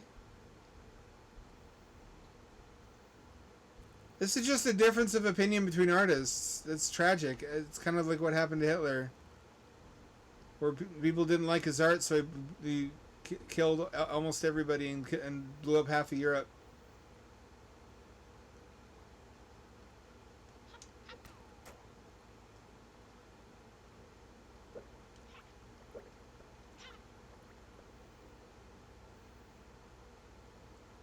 What is this?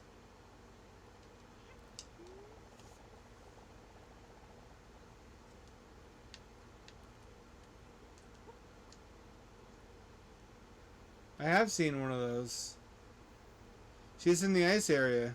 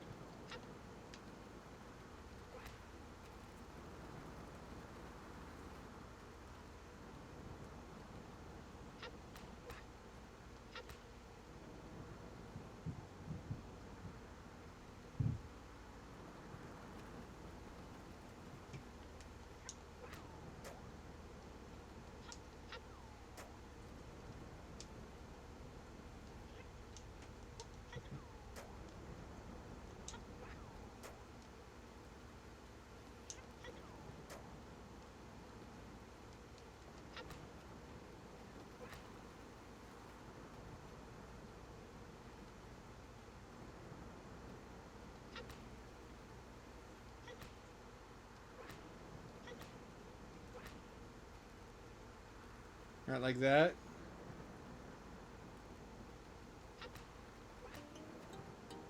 There we go. Oh, that's how you open those. Oh, I see.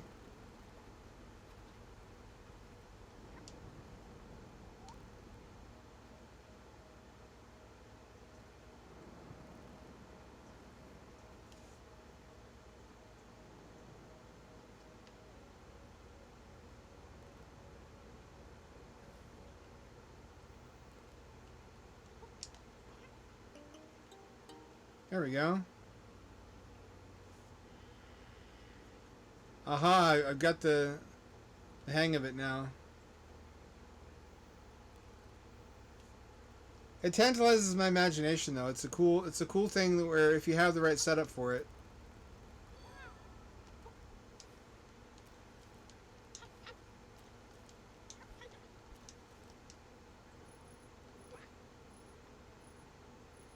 If you can afford the capital and set up for it, you can make a really neat installation where you can have some really cool experiences that are similar to VR but different enough to be interesting.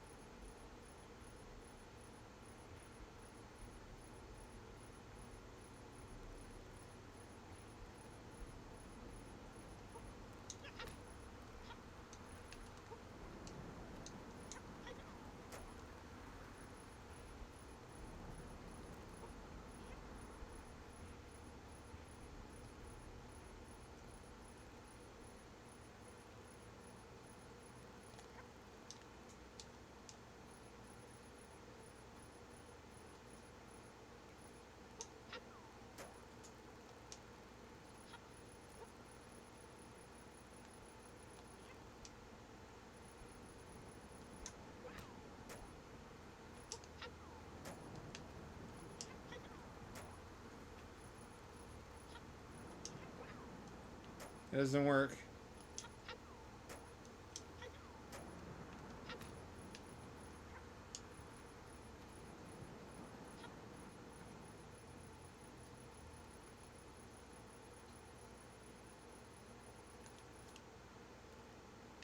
How are we supposed to do this?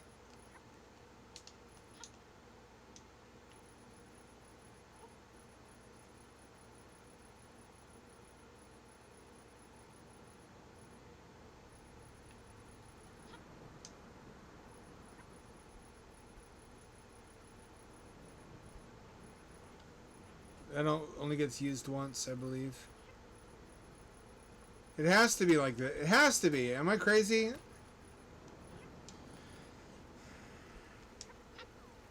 I feel like a standalone Cave arcade machine would be received really well.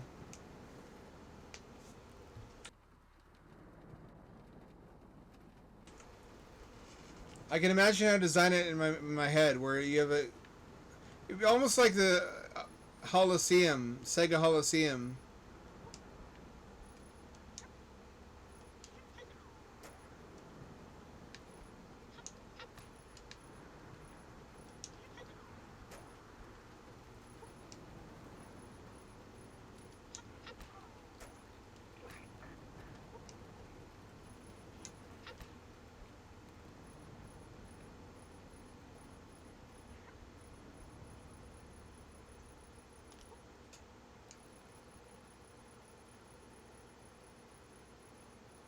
And you remember Holosseum, which was basically just a concave mirror plus a tube TV.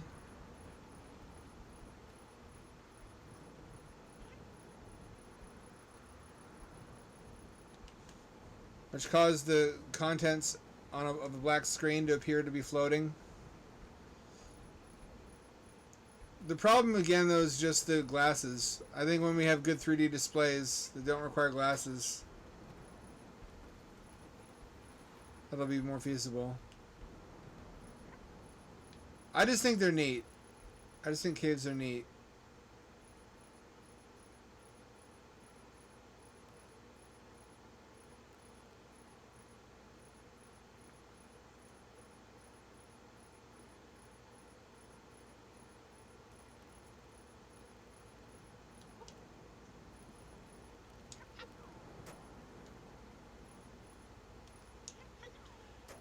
Oh, of all the damn things, there's a new Samurai Pizza Cats game coming out. Have you seen that? With the same voice actors, too. They're like 80 years old.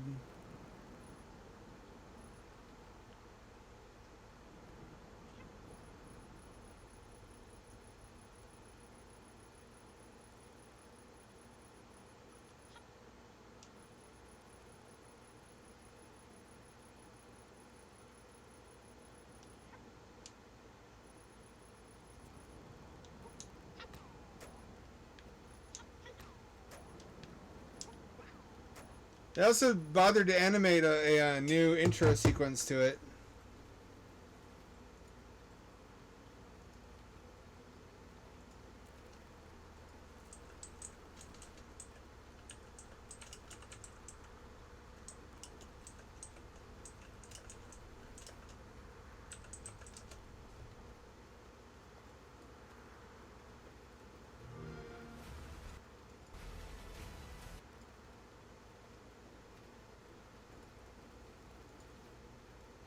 This is brand new animation from a series first brought to the West in 1991. To Little Tokyo, where some big news has just reached the Big G's. A video game. 30 years later, and these old-fashioned furball's are getting a new video game. These darn pizza cats are always stealing my spotlight. I haven't felt this angry since our cartoon show stopped airing on TV. Calm down, Simon. If the pizza cats are getting a new game, that means we will be cast as the main villains, right? Our voice actors are even recording the scene that we're doing right now. But I'm supposed to be the lead. I'm probably not even going to be a playable character. Calm down, Cheese. I have a plan. We could bribe the enemies to draw a super powerful robot for us. And then we can get rid of the pesky pizza cat once and for all. Right, the animators. What a brilliant idea. And with those annoying pizza cats out of the way, I'll become the new emperor of Little Tokyo once and for all. Oh no! Isn't there anyone who can stop this cast-off supervillain? So, the big cheese is up to his old tricks again, huh? Well, we've got 9 lives. Just continue. And when the game gets tough, you know who to call. We are the Samurai Pizza Cats! That's right, ladies and gentlemen. The Samurai Pizza Cats are back with a brand new video game. The Big Cheese has an evil scheme up his sleeve, and it's up to you, the player, to stop him from taking over Little Tokyo. Switch between your favorite cats, Speedy, Guido, and Polyester, and get ready for some nostalgic pepperoni action. So put on your best pajamas, because we're going to party like it's 1991 with the return of the Samurai Pizza Cats. At the risk of sounding Reddit, I did not have that on my bingo card for this year. It's kind of like Cuphead. I hope that's how it plays too.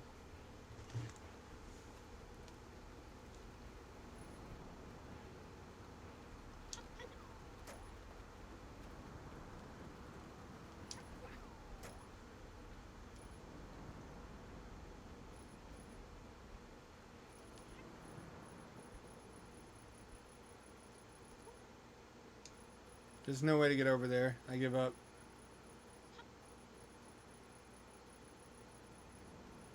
Well, then what is this fucking... What are these shoes for?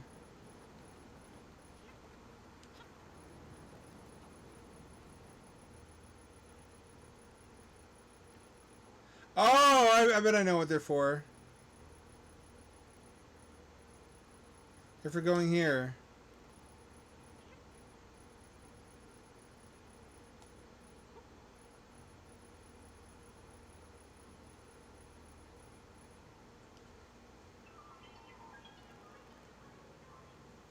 Aha.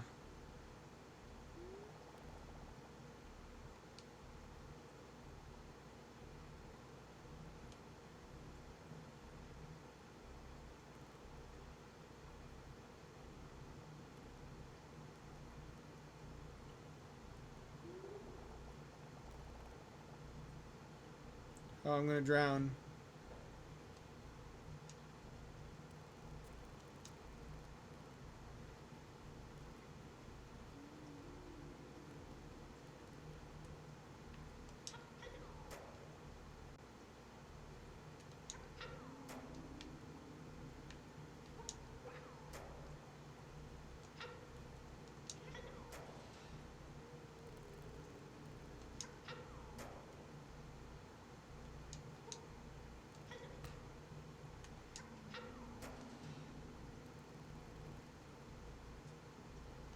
One of these, huh?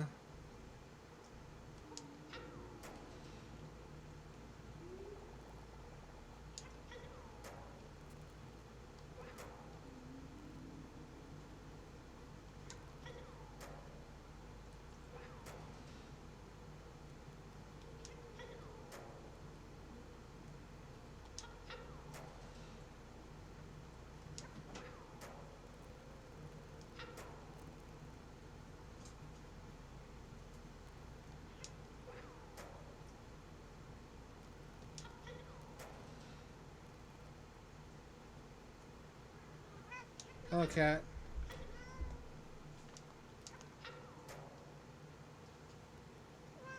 Hello, kitty cat. You want my lap? Want to be a lap cat?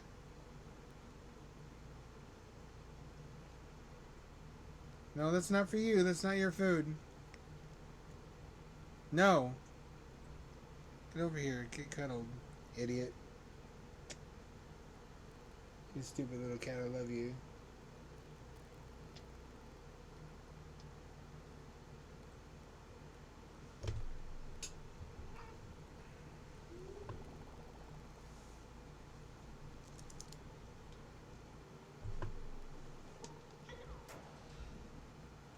Cat, I need you not to stand on my things. Hang on, she's rubbing her face on my hands. You want to be pet, don't you?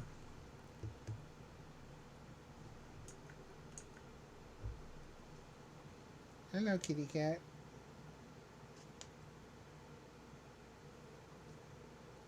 Who's my little cat? Who's my little cat?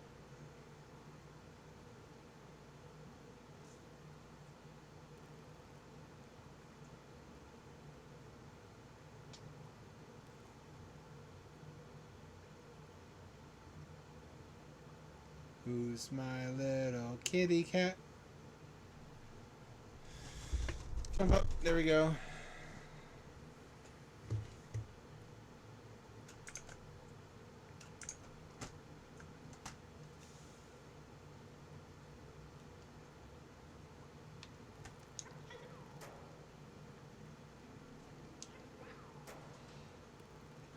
Egg.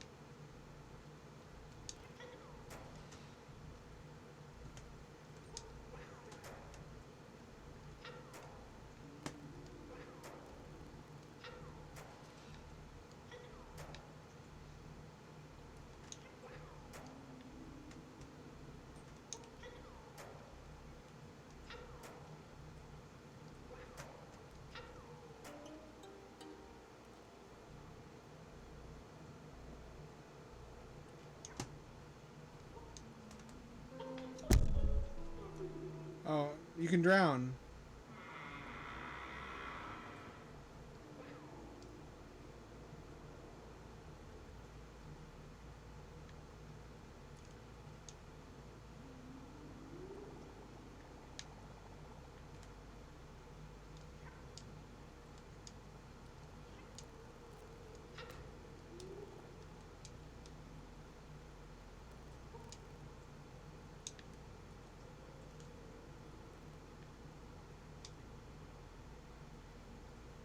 The save in progress.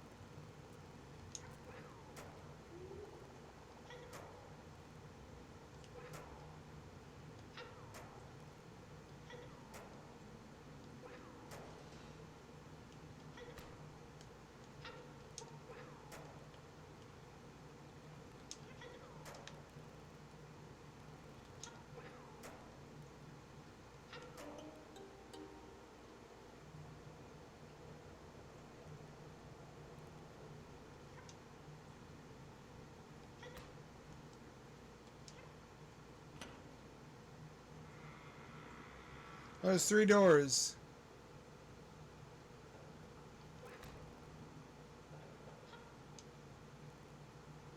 I can cheat here. I can take a photograph of the completed puzzle. So I know I'm gonna die again.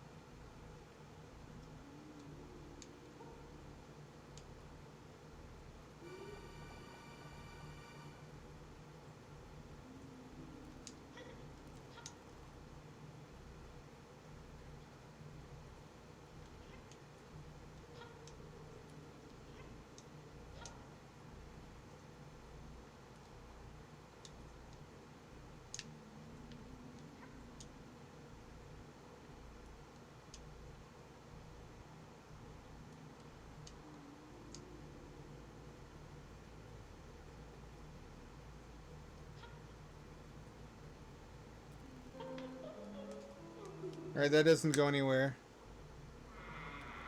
I think green doesn't go anywhere either.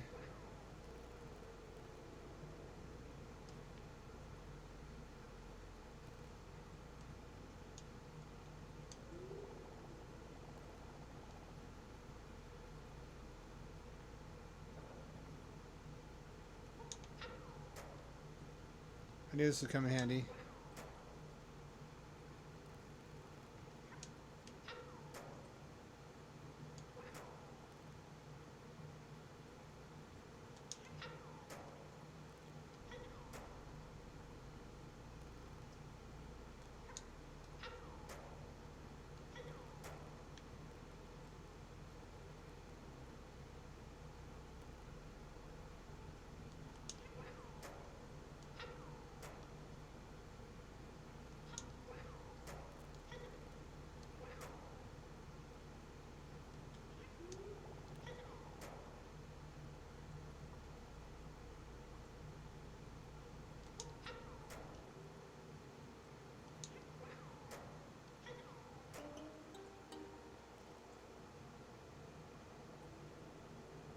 Here we are.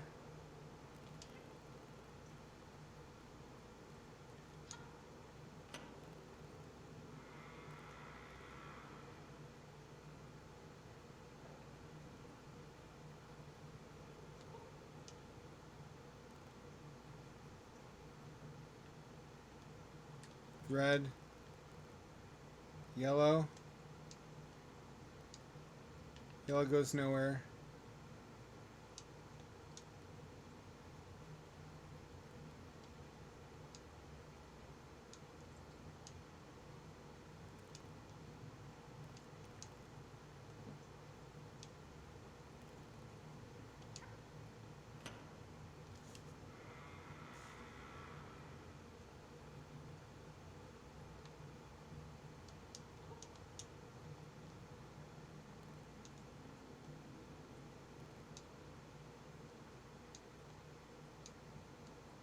Red, green. Blue?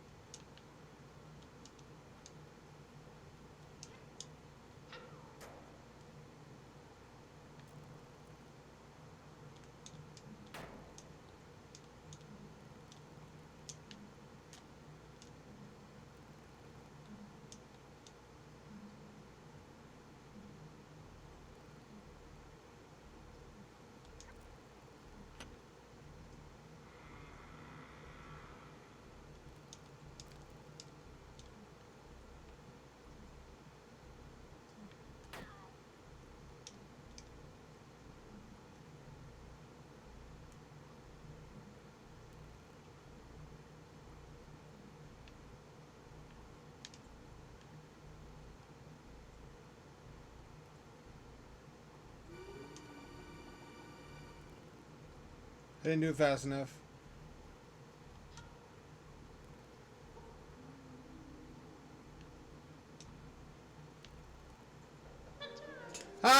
last minute.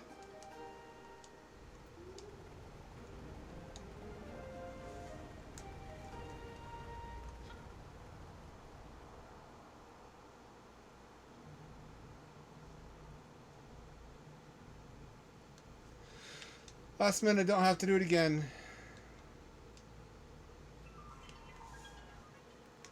Yeah, bitches. That was tough but satisfying. Tough but fair. As all things should be.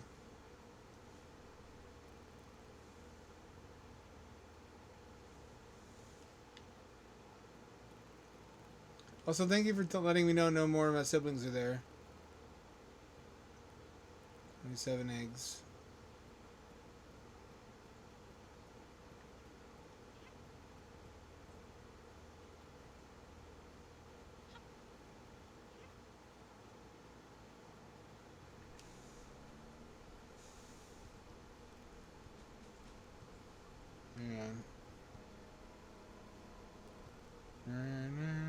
It's got some good, memorable music. It's not everywhere in the game.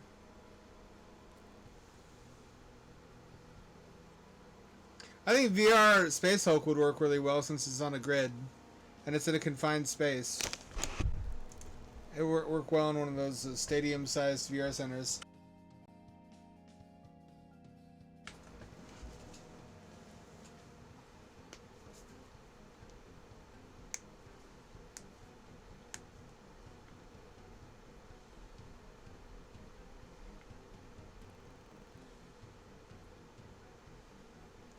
Do that and do that.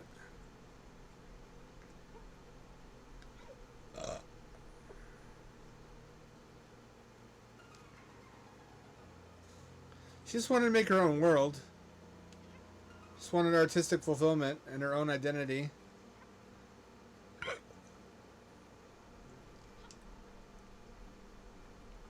What's so wrong with that?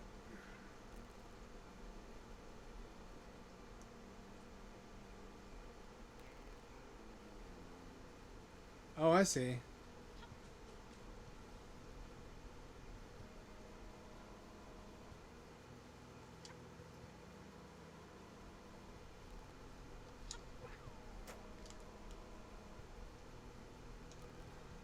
Gotcha. You son of a bee. Have I been here? I don't think I've been here. I have been here. So it's really only green or red.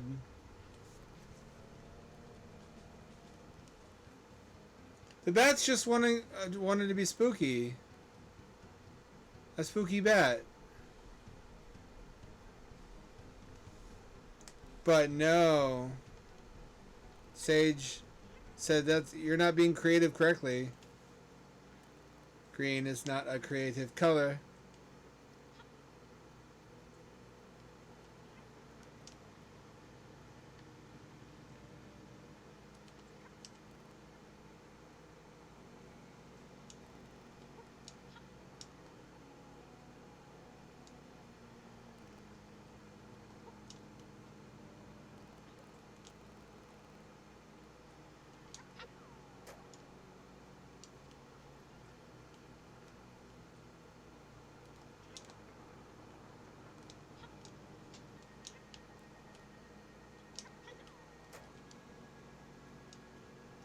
There we go.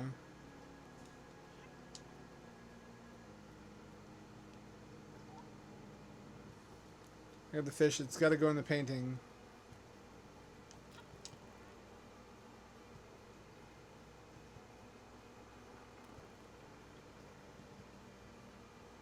Oops, I didn't do the right thing.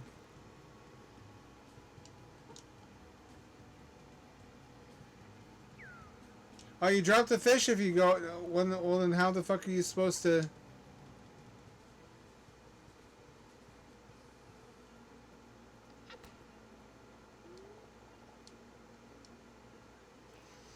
The fish has got to go somewhere.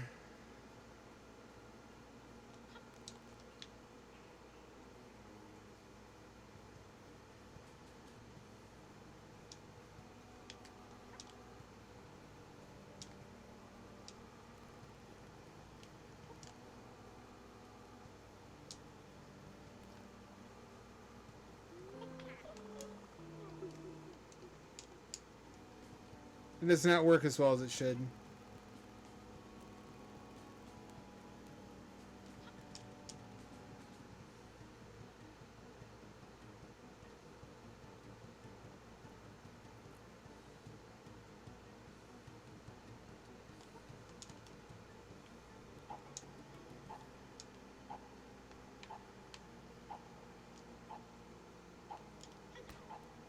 Nope.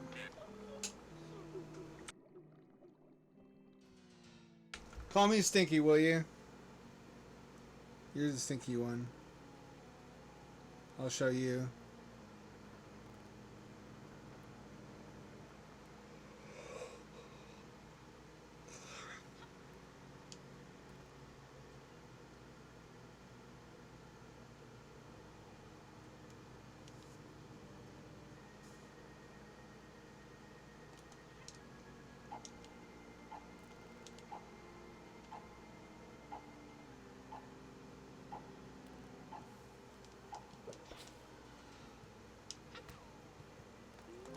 I did not realize that would happen.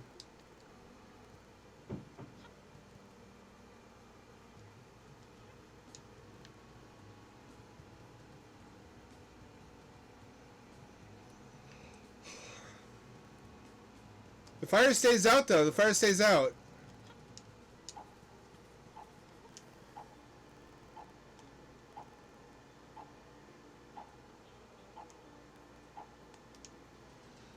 I almost did it.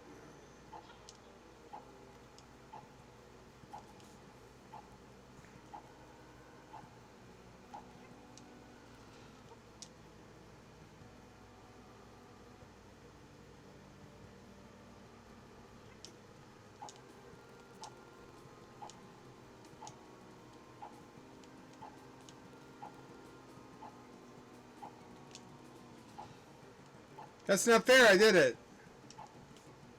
That's not fair. I did it.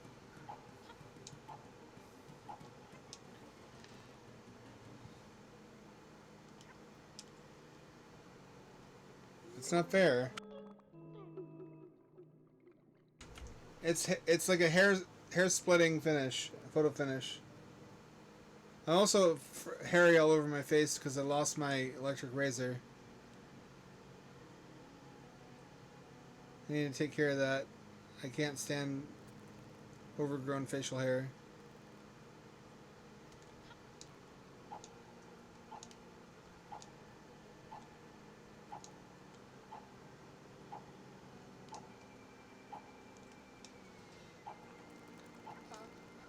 I'm like 0.1 second off.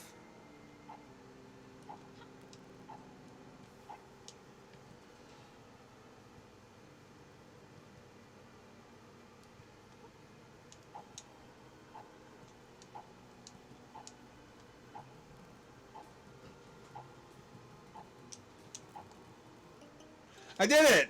God damn, that's incredibly close. That is so close. How are you supposed to do that? I mean, I know I did it, but how are you supposed to do that?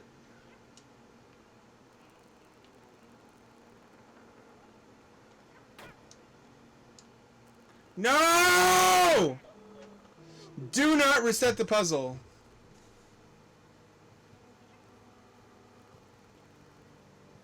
Good.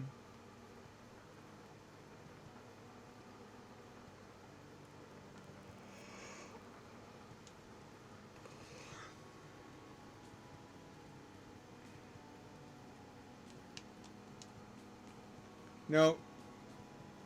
I didn't mean to do that.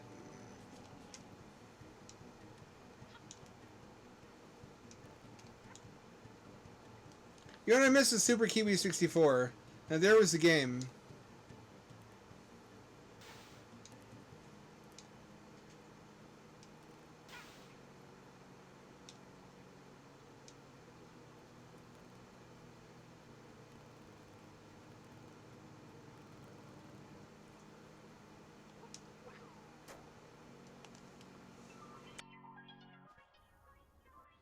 Same magic painting technology as Mario 64. How about that? It sounds like really familiar music.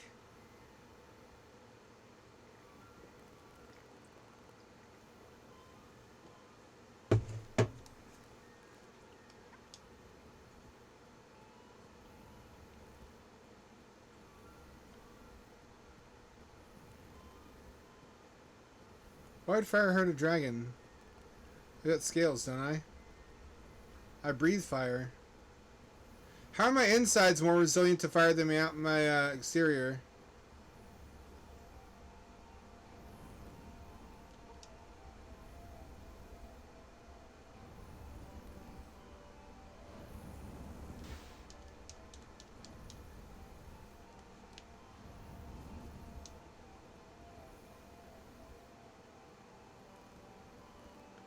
Time to start all over. Cool. Almost all over.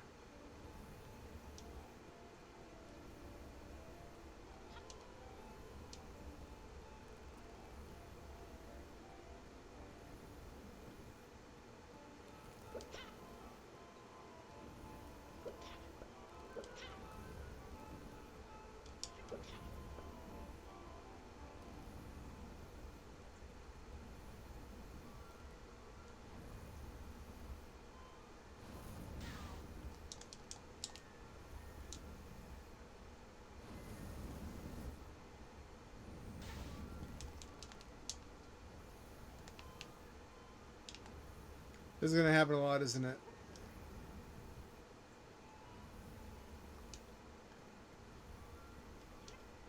Why are your wings so pitifully underdeveloped?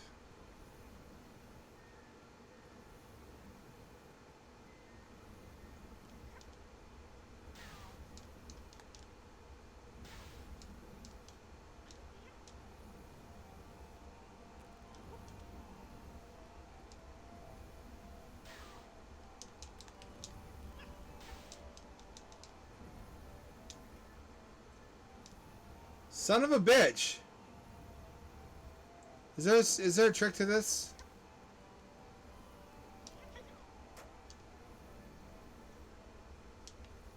Could it be that simple?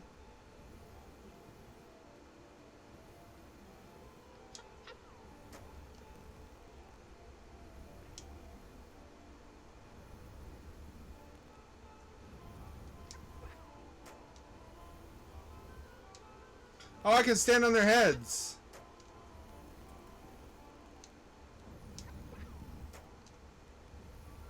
That's the trick. Haha. Shit.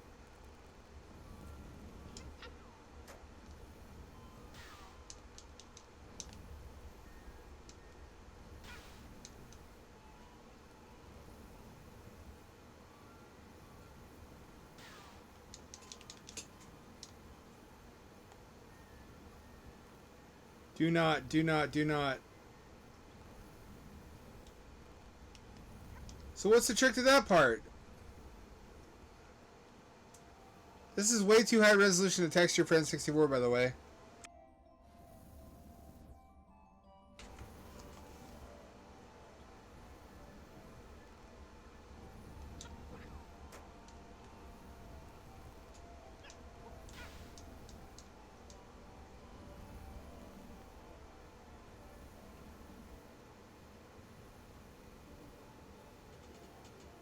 There we go. Perfect timing. Perfect timing. Oh, yes.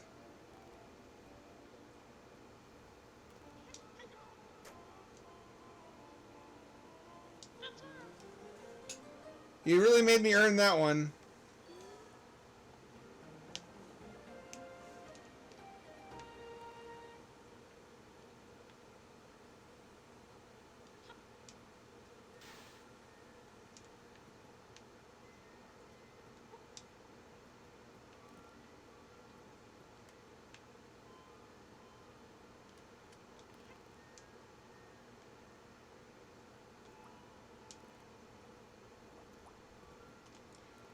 Oh, well. I went in the snake sauce.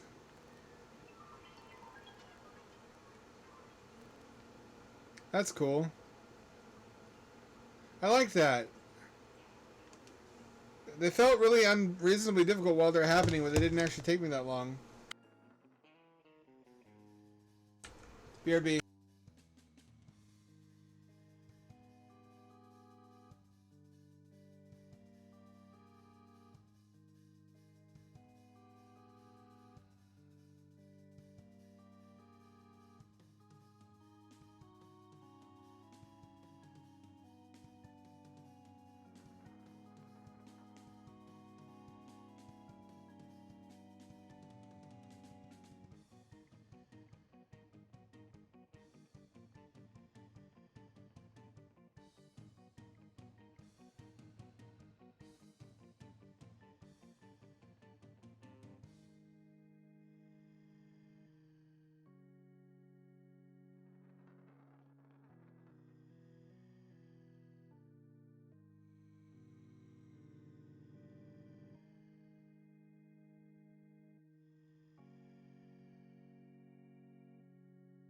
I've had an idea for an FPS for a while. Similar to Friendly Neighborhood or whatever it is. You know, the Muppet shooter? My idea is a 1970s McDonald Land Doom Slayer type game where you can rip the food creatures apart. You know what I'm talking about? McDonald Land? I brought that up on stream before too. I know it. The idea being you could rip them apart and then eat them for health and ammunition. Any questions? How did you be...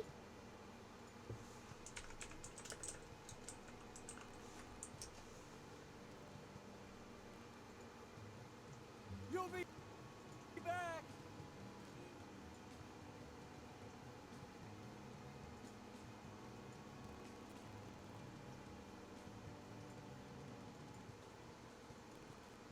This absolute nightmare. Get yourself ready for a trip through McDonald's land. Take along a friend and grab a hold of Ronald's hand. Follow Ronald McDonald through the land of apple pie trees. And don't be surprised if you meet Big Mac and Big Cheese. There's thick shaped volcanoes, you'll even find a French fry patch. Now just turn around and see if you won't find a hamburger patch as you're heading for a McDonald's in McDonald land, a McDonald's in McDonald land, a McDonald's. So imagine that, but you have a gun that shoots French fries as ammunition. And there's another one that's like the Ripper from Unreal Tournament that spins up hamburger patties. And the gameplay conceit is you can only get certain ammunition from certain enemies, and higher level enemies are not possible to injure with lower level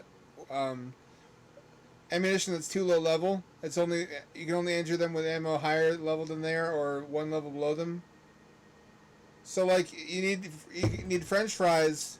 You can melee the French fry bush creatures, but then you need the fries to kill the burger creatures, and you need the burger creatures to die to get their patties. And you need the patty ammo to kill, I don't know, Grimace? Grimace seems like it should be the boss, though.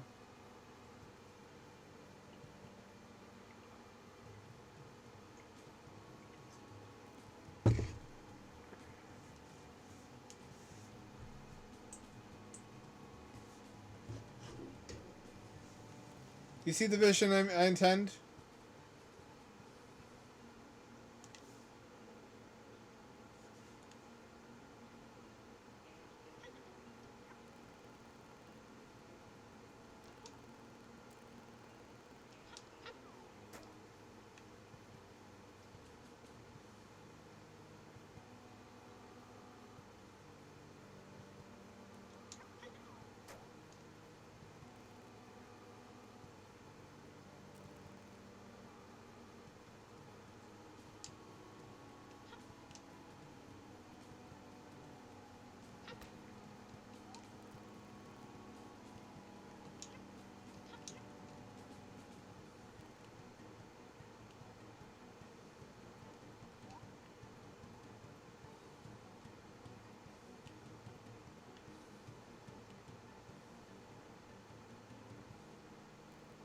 Oh, I see.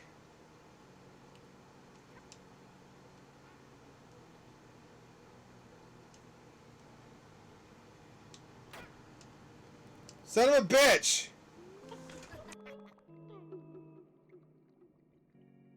Luna, I like bats. Why must we be enemies?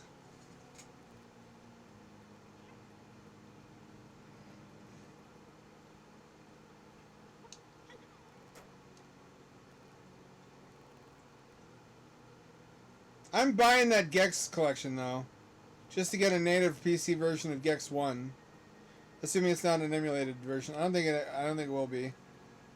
Running Gex in 16:9 HD is worth the price of admission.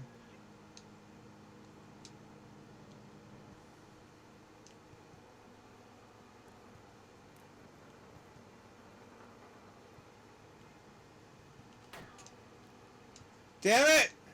Son of a bitch!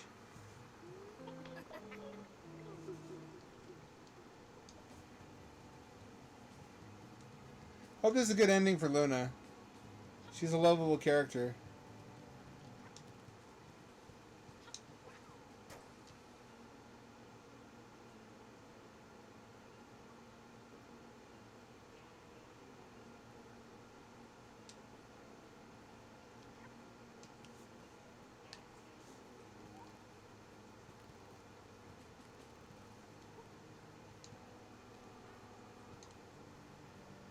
No! Fuck!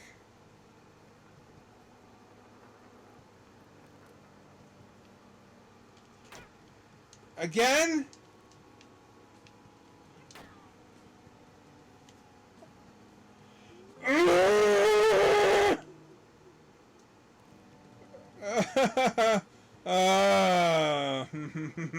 Oh, oh, no, no, no, no.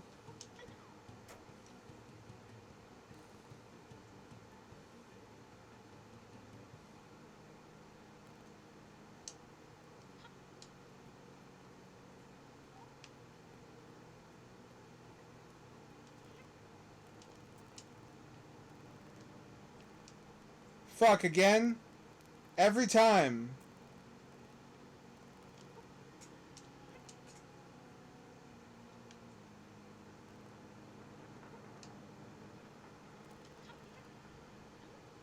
That didn't work.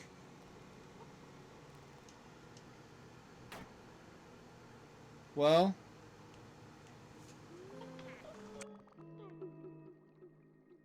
It all comes down to getting lucky and landing on one of those boats.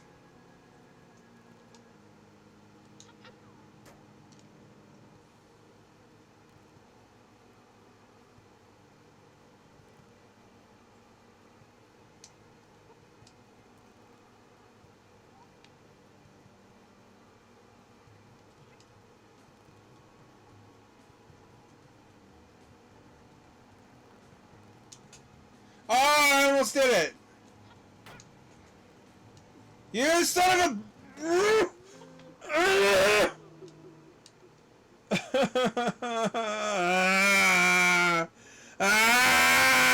Fuck!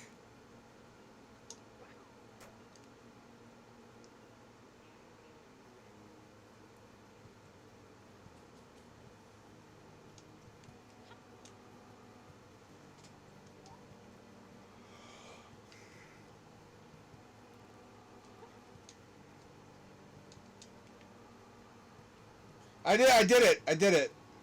I just have to not miss the target. I missed the target.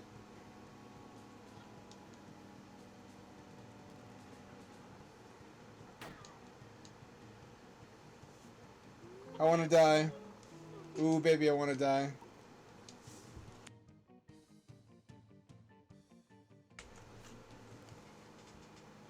Come on!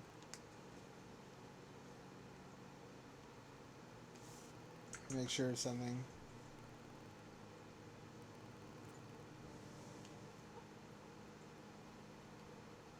I need to start making games. I have so many good game ideas.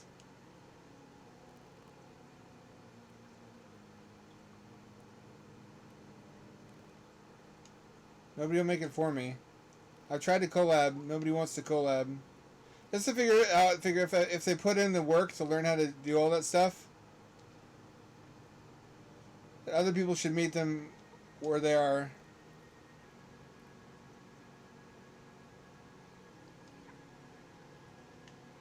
Is that not what you do?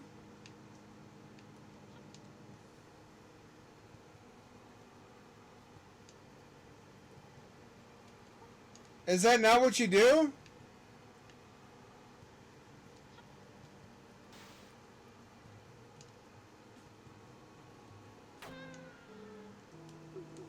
Is that not... You don't throw it at the X.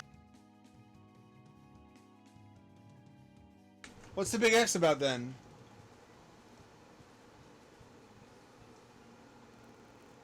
Are those eyes? What are those? It really looks like that's where you throw the fish.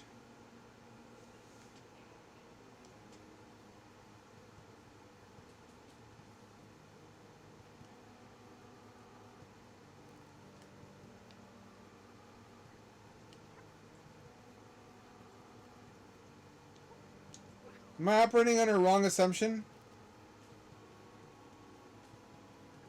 I think I still have to throw it in the painting.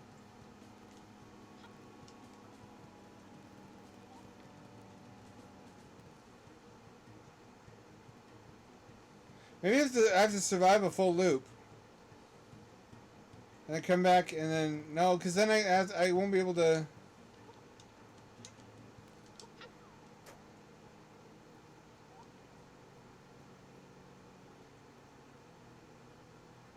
How do I do this?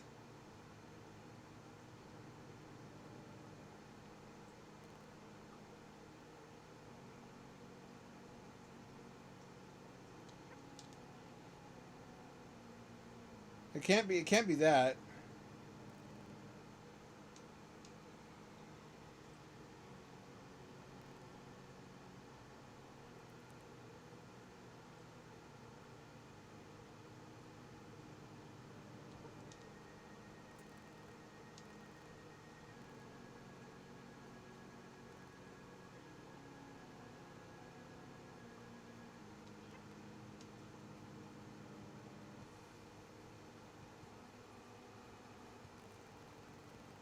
That's not it.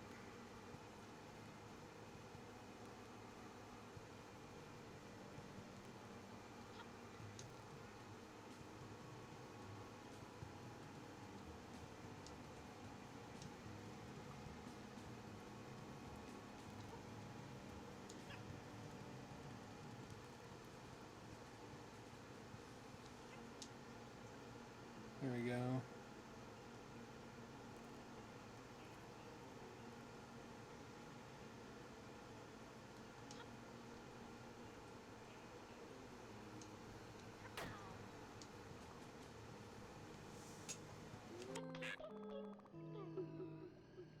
There's just too many places in this game you can get yeeted from a very high place and have nothing to do but fall to your death. They're like a grappling system or some shit.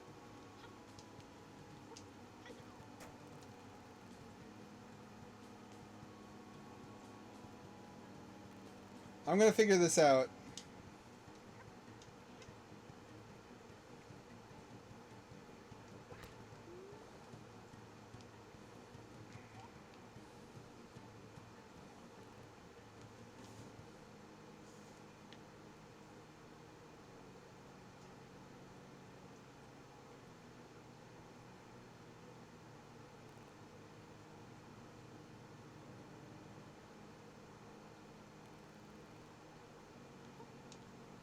Maybe it's not even in this room that I have to be.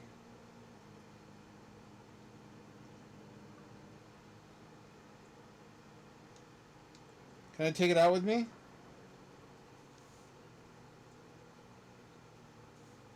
I can.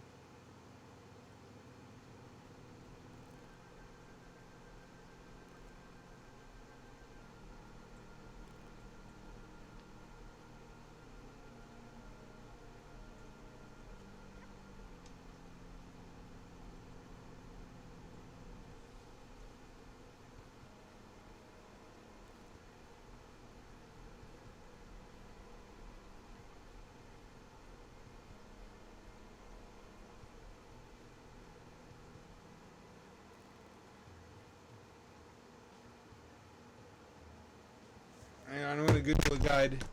Sorry.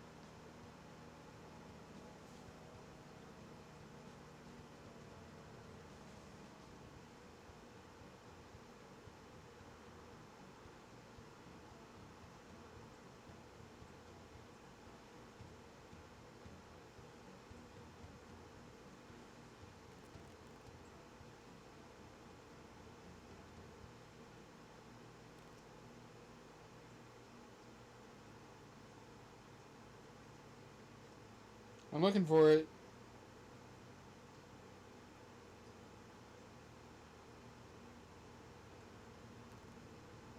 It just says trading card guides. I have to figure this out on my own, it looks like. Shit.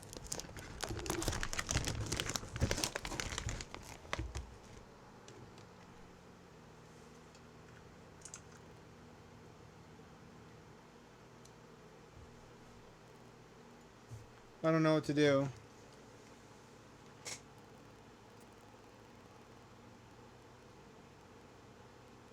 Okay, did I throw them in the water?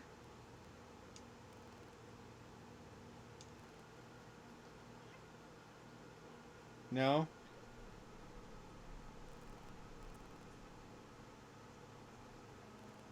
There's like a million possible things I could do with it.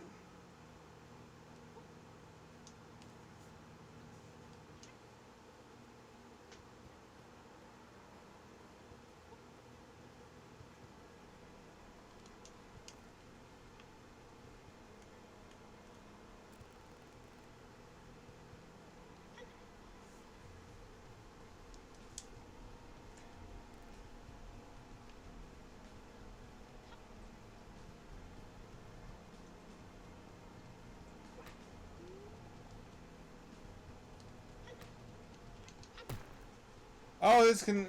I can break that.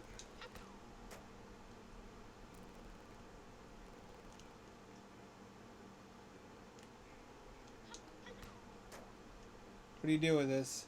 Oh, you can break the other side of it.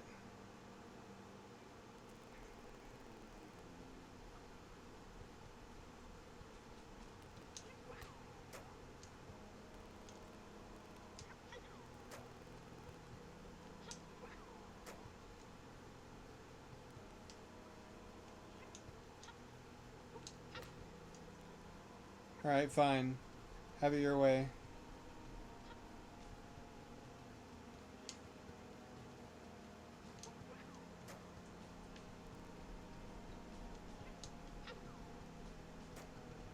Not quite.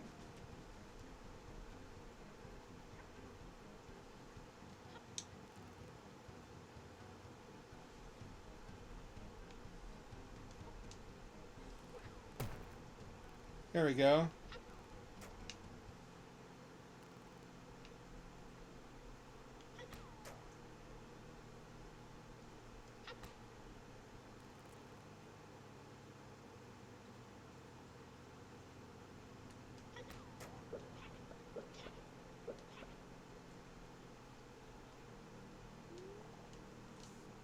Stinkwad. I'm not a stinkwad.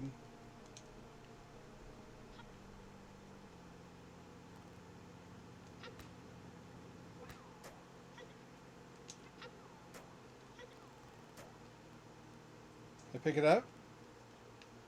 Can't pick it up.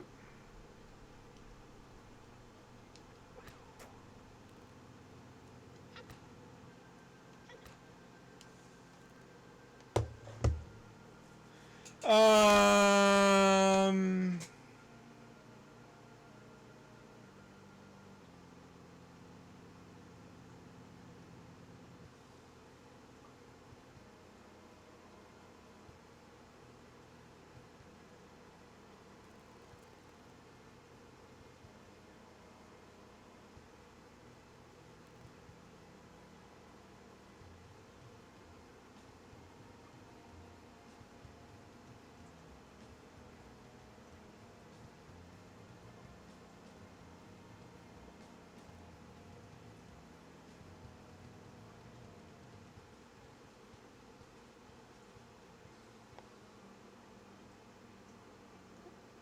This is incomplete.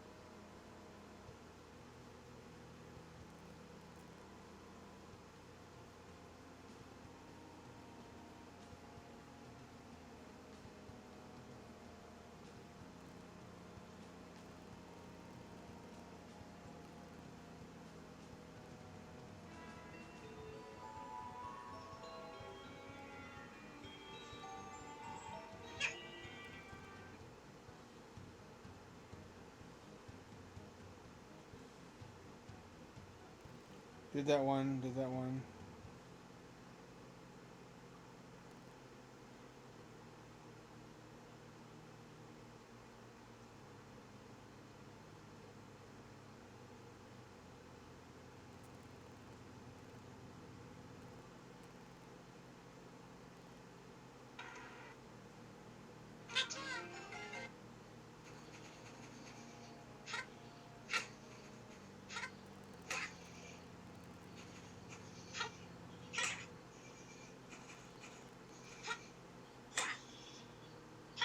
I've lost control of my phone.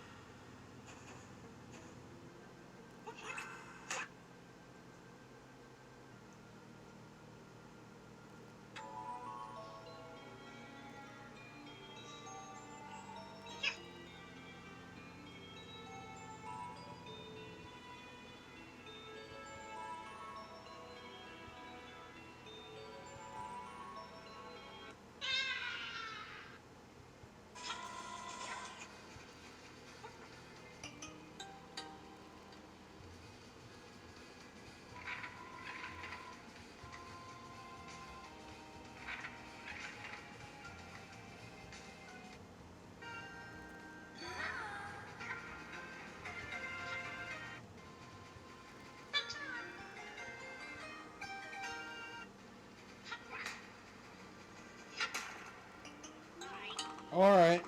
Let's see.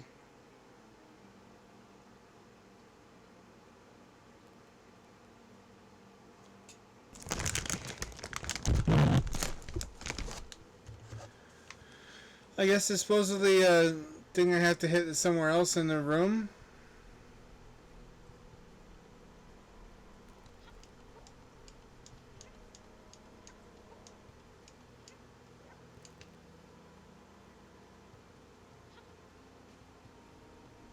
There it is.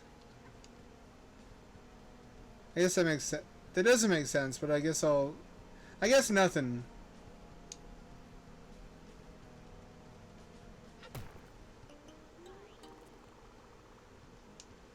I did cheat. How did you know? How's it supposed to guess you'd put the last one somewhere else in the room?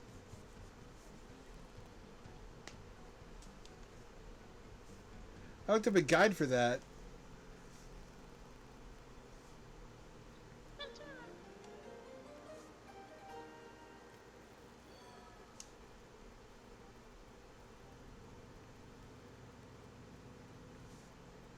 Watch more of the guide.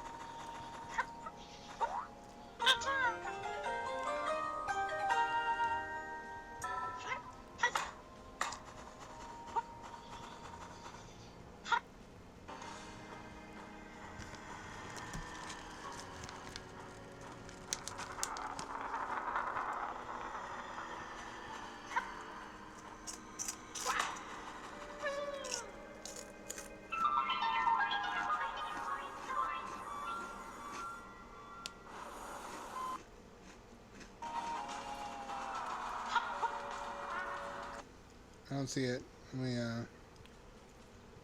Let's try to figure this out on my own. God damn it, this is an unexpectedly difficult game.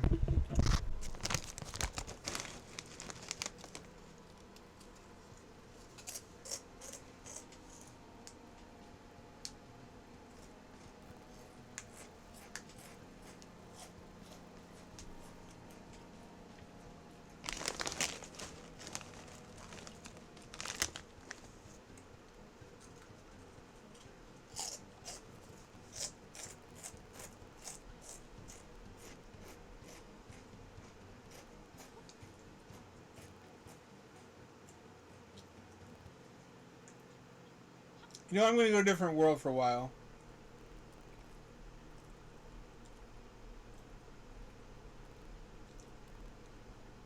Not having a good time here.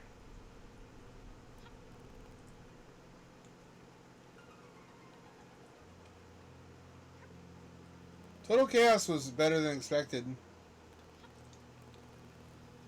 The remastering really paid off. I remember getting stuck and frustrated in the original.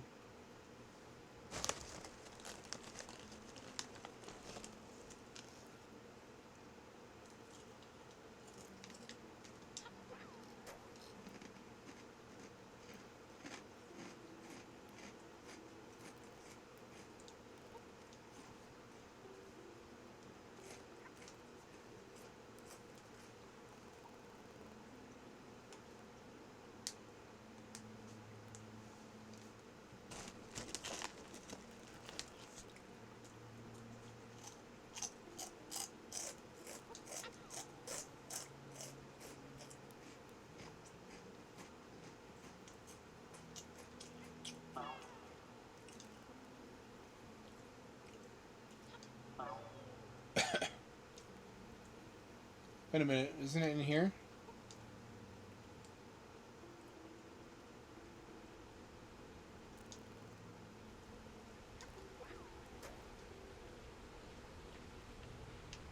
No, there's a fast travel.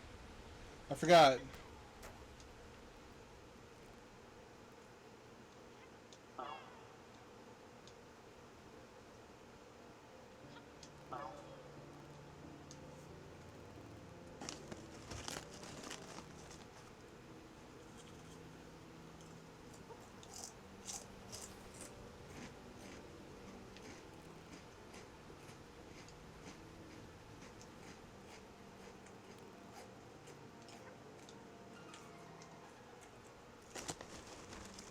Let's see.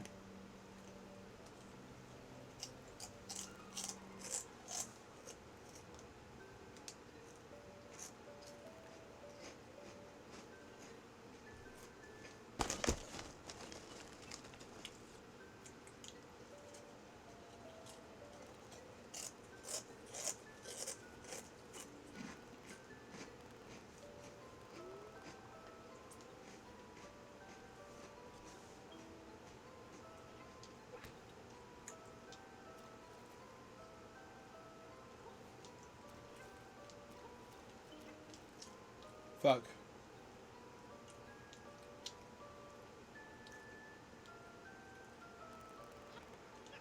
This was a really clever world. It starts at Frozen. Then again, Mario Odyssey does the same thing.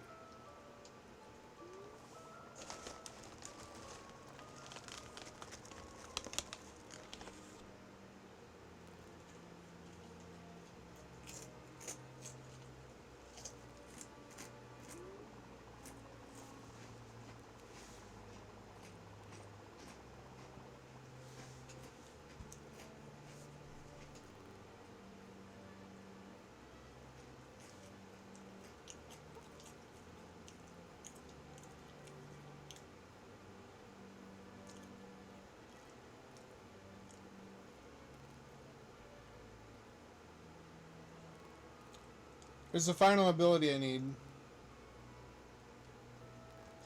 which I think doubles the height of my double jump.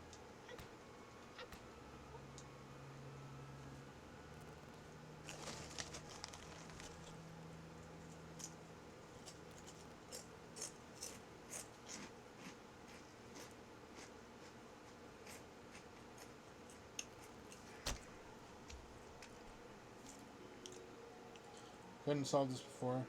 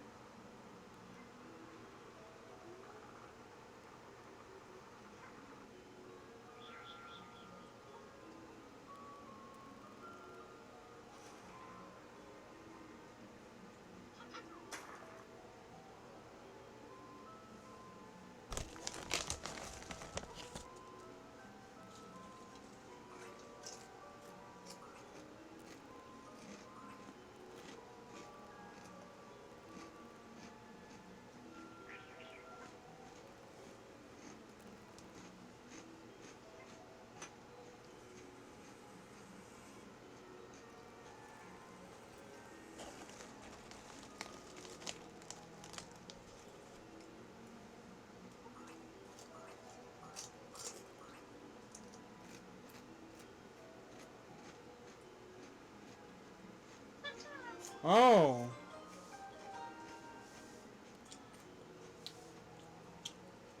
I didn't even know I was there.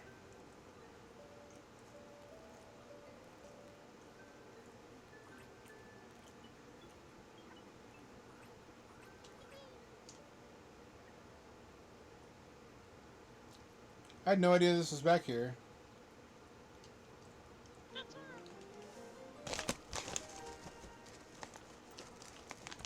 Do I get an ability? How many do I need?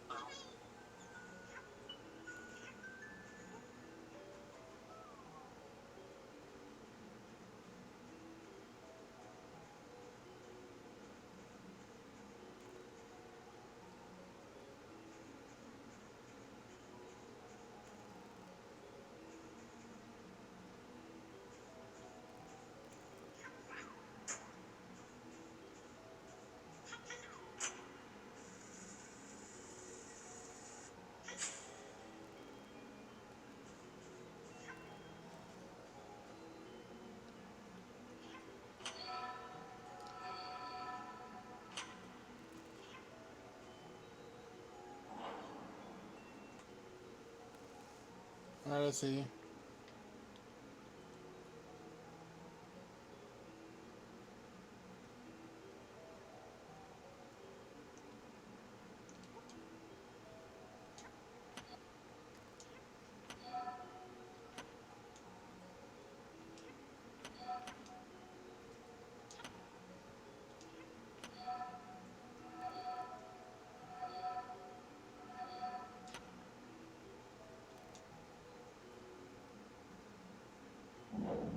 There we go.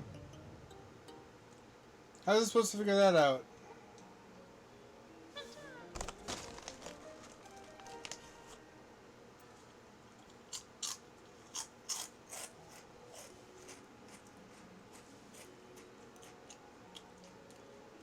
That's not obvious.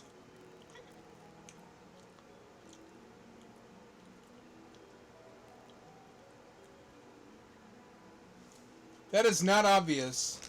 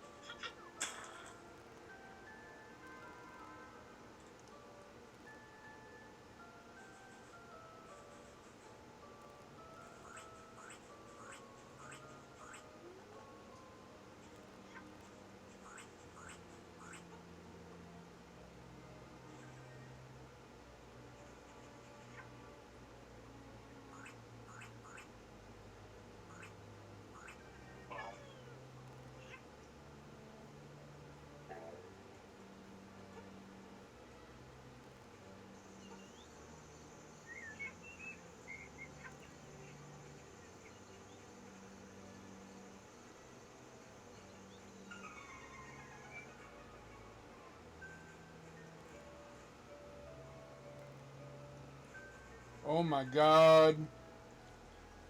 So the worlds link up with each other. You have to go across worlds for some of these. I would never have fucking guessed that.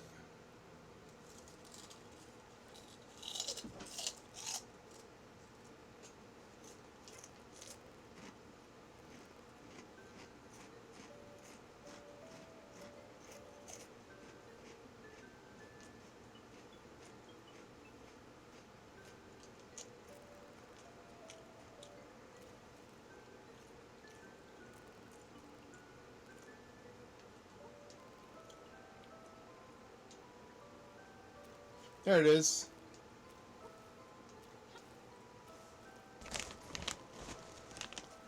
I didn't know this was here either.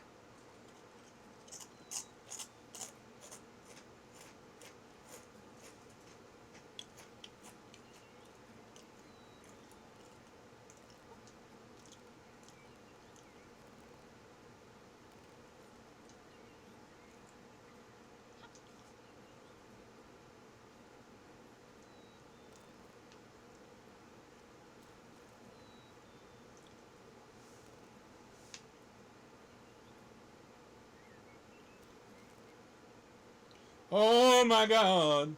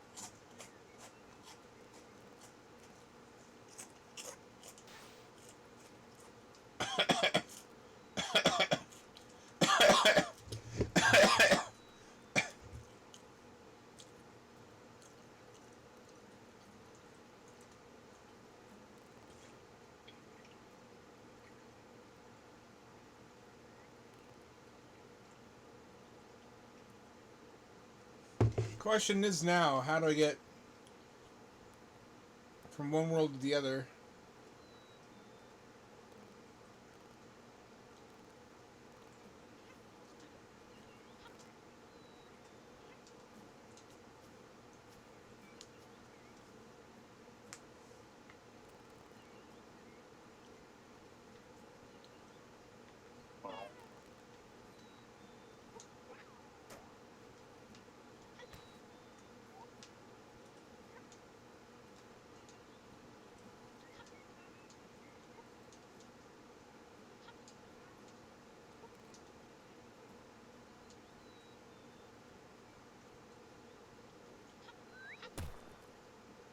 Oh. Well, now I have to do it all over again.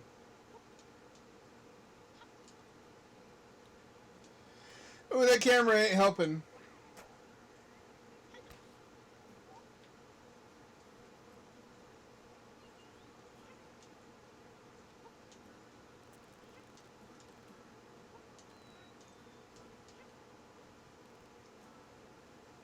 Oh my god.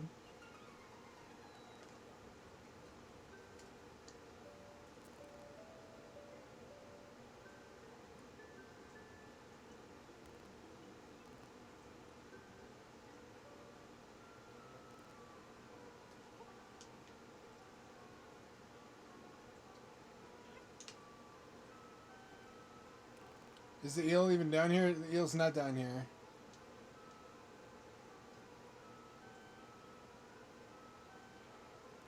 Oh, there's been a new update to Juice Galaxy. But it's just a few things as usual. I'm still waiting for Swirly D to be a boss fight.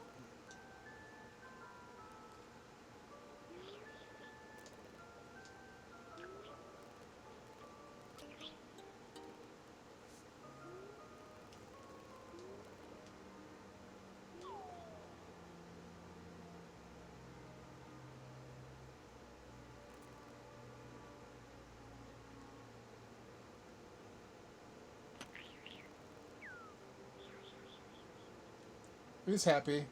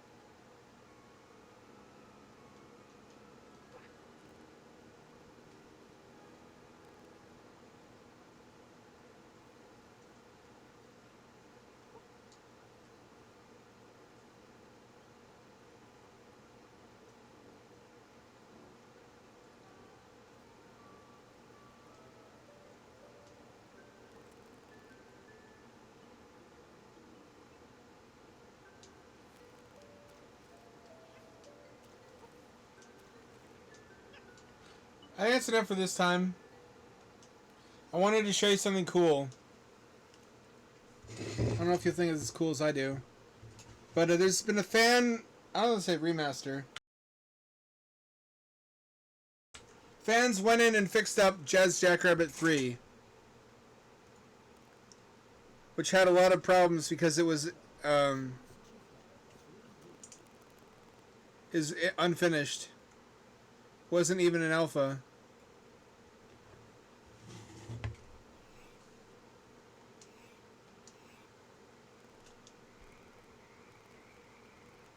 Ooh, that's not good. Full screen it. It only runs correctly when full screened, but the aspect ratio is not quite right. I think it's supposed to be 4:3.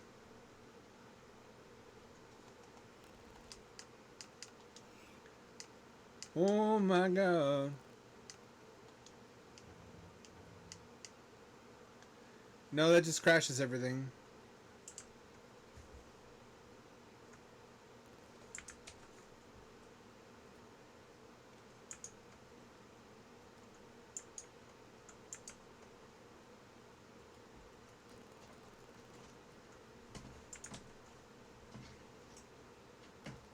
Well, we may have to... Nope, here we go. Alright, we can't do that. That crashes it.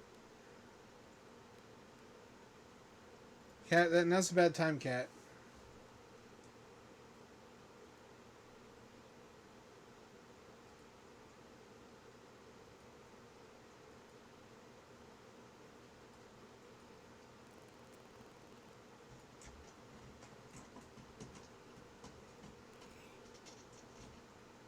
Or we just play it like this and fuck it. Cat, you annoying little furball. You're annoying, I love you. Well, you don't even want to go out now. You just want to rub on my legs. What's the meaning of this? Go out.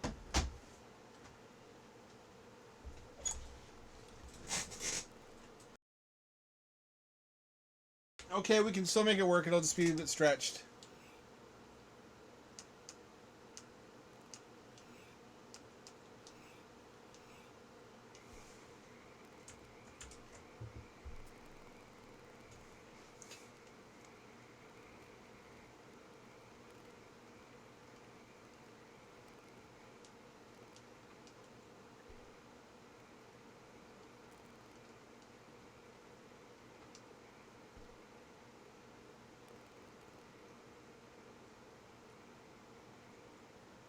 So I've adjusted the settings extensively, which by default are not very usable.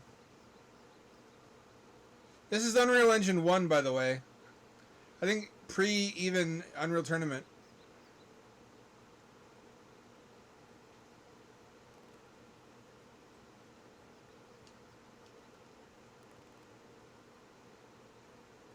It takes a lot of fixing up to be playable.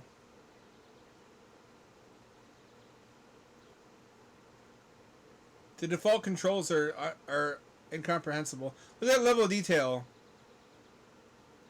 That's level of detail technology, friends.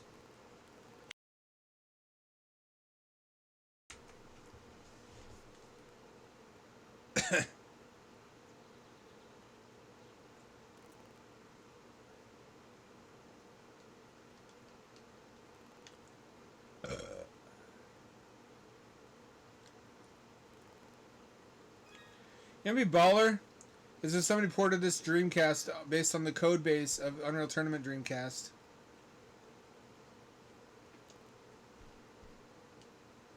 Welcome to my shop. Though I have nothing to sell at the moment.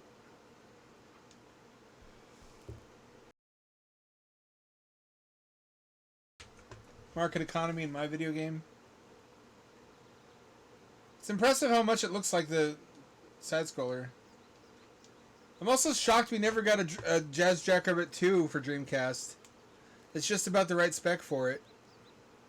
Well, I imagine it could have been done on Saturn and PS1 without too much difficulty. But the added resolution really would have helped.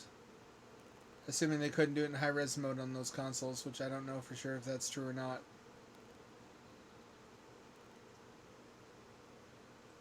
This was going to come out in '98 though, so 1 year before the Dreamcast launch in North America.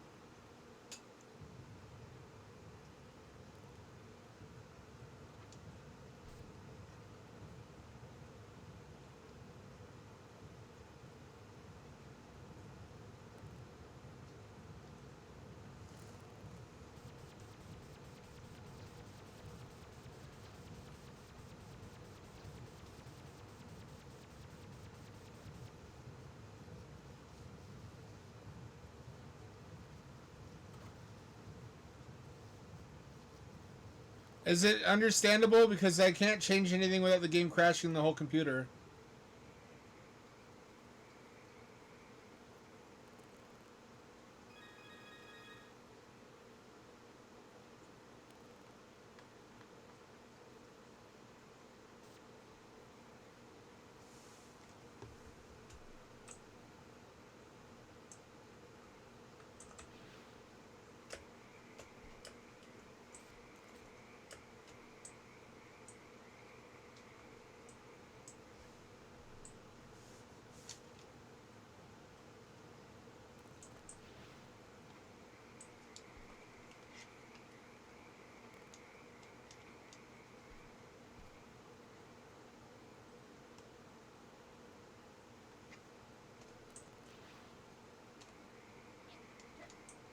Ledge grabbing in a 1998 3D platformer.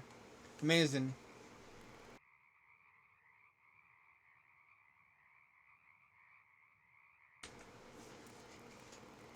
I'll have to see what this looks like after the fact.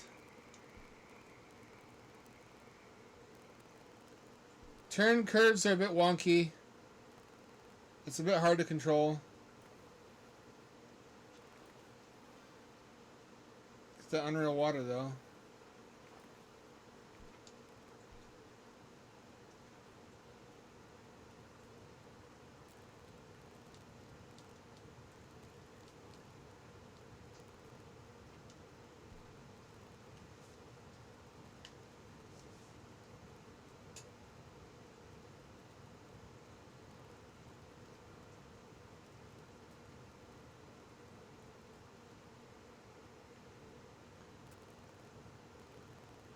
I want to say it was maybe using a height map engine, being that everything seems to be built on a grid.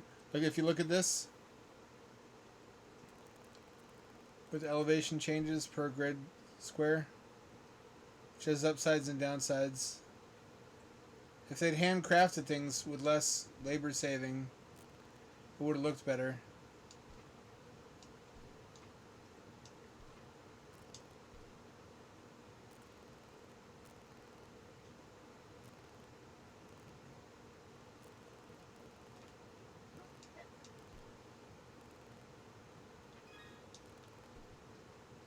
It's a serviceable 3D platformer on PC, though. That was an accomplishment at the time. 2 years after Mario 64.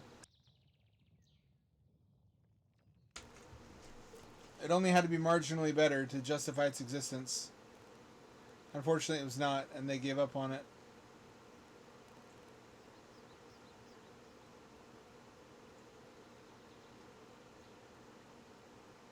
I'll show you one of the levels. I still like the old Unreal Engine 1 aesthetic a lot.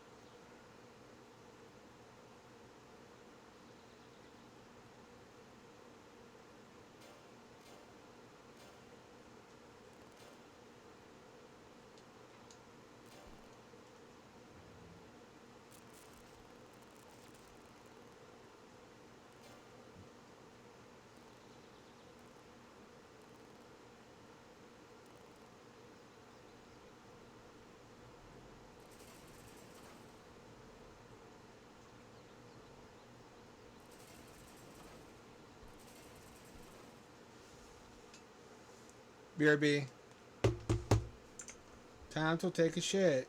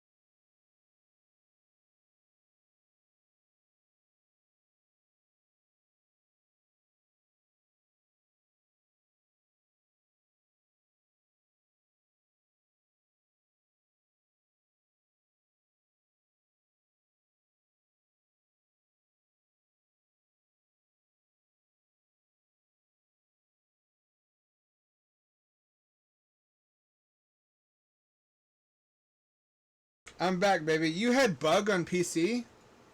Was that real? Was Bug ported to computer? I guess when nobody fucking bought a Saturn. Also, since I have a captive audience, I'm going to tell you my autism plan for using a time machine to save Sega in the 90s.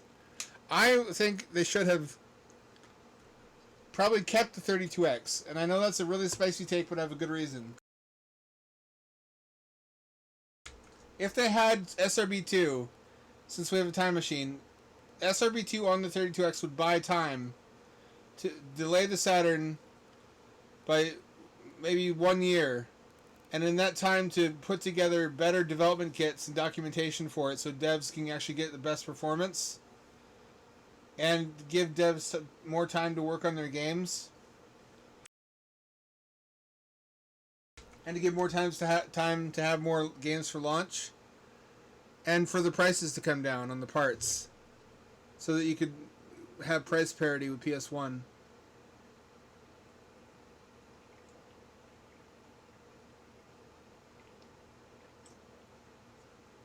Monster 3D. I remember like Rio Diamond 3D and shit like that, the early ones.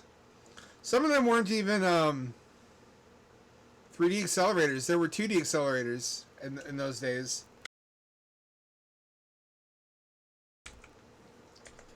Nobody remembers that, but even some of the old folks like us.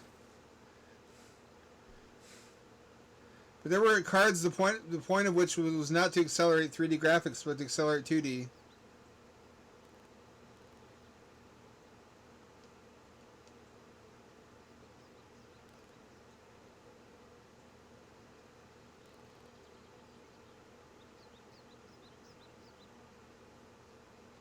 Blue gem, huh?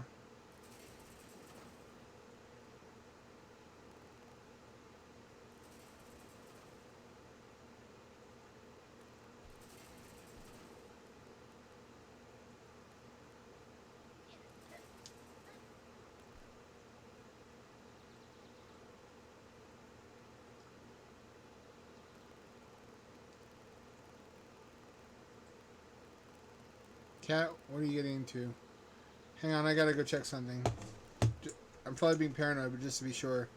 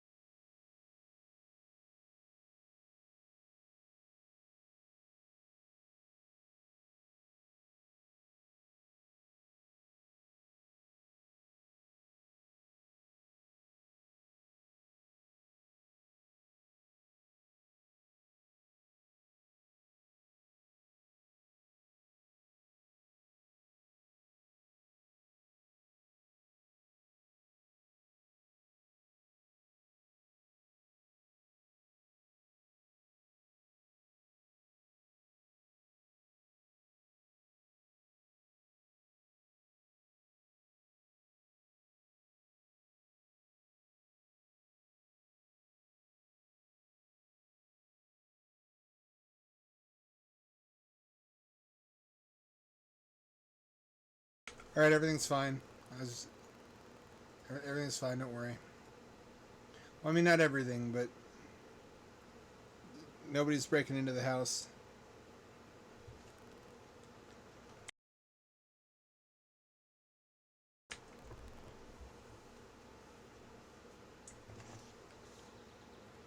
You can really see the beginnings of an interesting.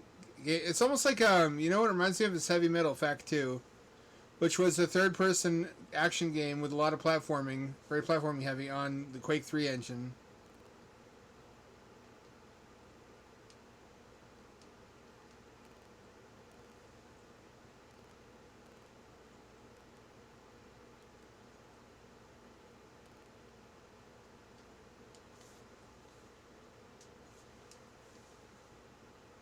Nobody believes I'm really jazzed, because I guess I left for a long time. Which is a reference to how it was a long time between this last game and present game.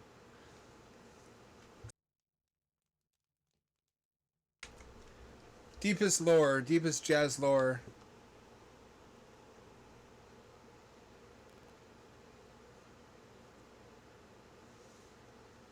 I love the gothic vibe of Quake. That was definitely up my alley. I played it as much for the atmosphere as anything else.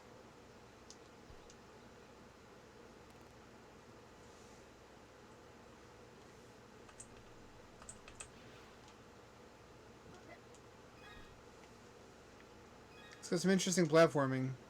It's all thematically correct for the character. It's focused on speed and jumping.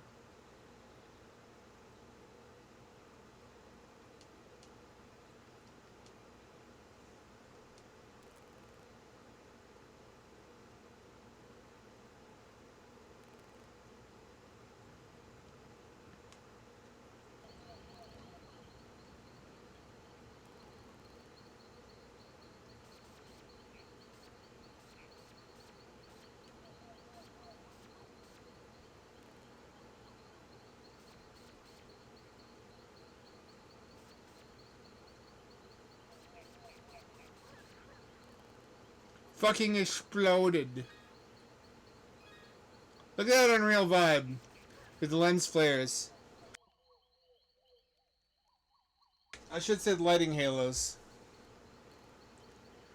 Fact 2 looked beautiful. It came out just enough time after Quake 3 came out that it could pack more detail in, assuming you had a better video card by that time. It really made the engine look good, especially with those 3D boobies. Although I was never a big fan of Julie Strange. She's a beautiful woman, but she had big old plastic implants, and I was never an implant guy. Does not say she wasn't a cool person. And her collaboration with, was it Raven? Spoke to that. She was our girl. She's one of us.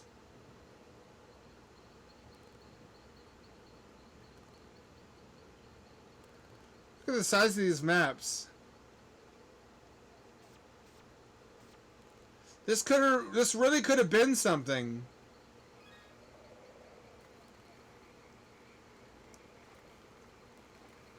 Why did they give up on it? These levels weren't even complete before. Fans had to go and uh-oh.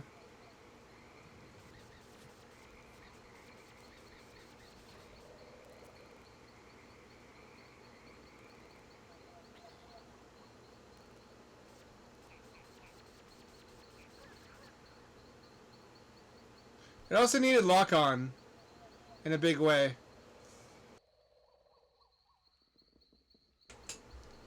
Left trigger should have been lock-on.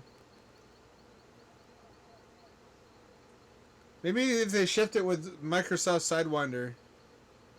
One with like double sticks, if there was one.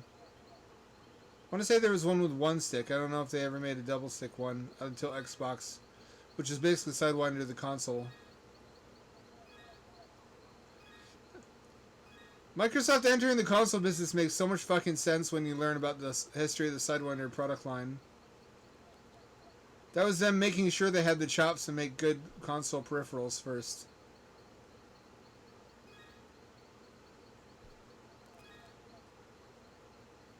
This is on level 1 sensitivity, by the way, for the camera. If you can believe it.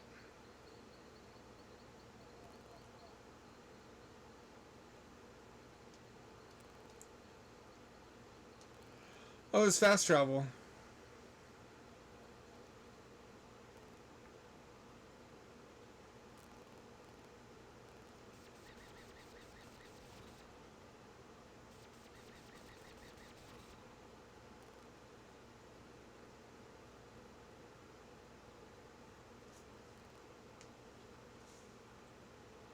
Look at this Unreal level engine architecture. Whatever that means. It just tickles my brain the right way. Now I understand boomers always wanting to watch like old black and white movies and listen to the oldies music. Now I'm old enough to have shit that I'm nostalgic for that's would be incomprehensible to Zoomers. Well, there's a lot of tryhard Zoomers these days on YouTube saying like, look at how cool I am. I'm into old stuff.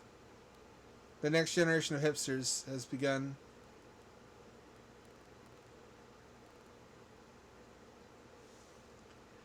You're not wrong. If they had standardized force feedback controllers in the Xbox controller, then again, it was already expensive enough. Maybe economies of scale could have brought that down. That would have been a killer gimmick, though. To have force feedback joysticks. Not the right joystick, maybe just the left one. Because the right thumbstick is the camera. You don't want the camera to get fucked with. You just want movement to be affected.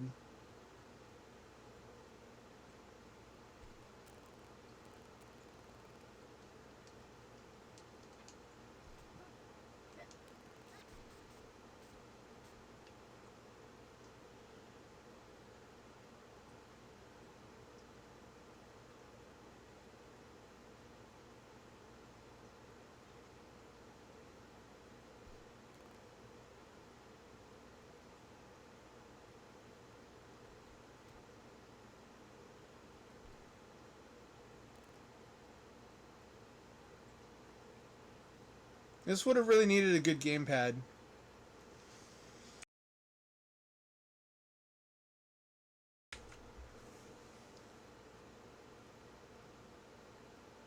It could have been an Xbox game if they had worked on it longer and upped the polygon count.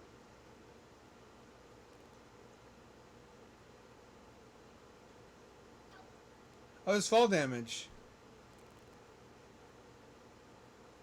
I was not expecting that.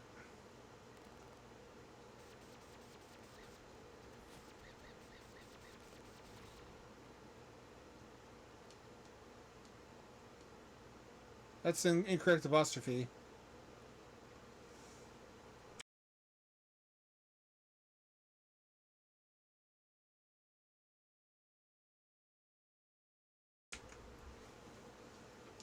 I love you, you gorgeous green bunny. That's a little bit personalized. A little bit energetic. A little extra.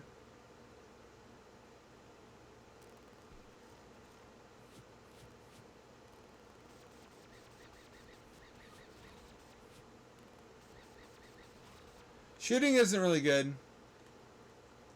There's no first person. I want to say the Jazz Doom mod is a better 3D Jazz than this.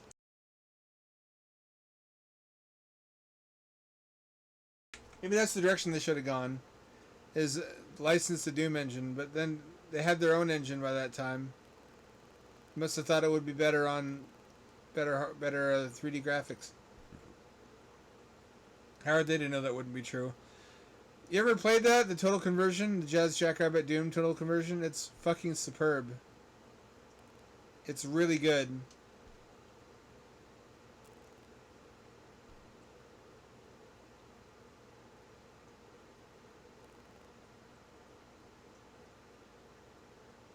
It's an eerie feeling, being an unfinished game. Lack of music, sparse environments.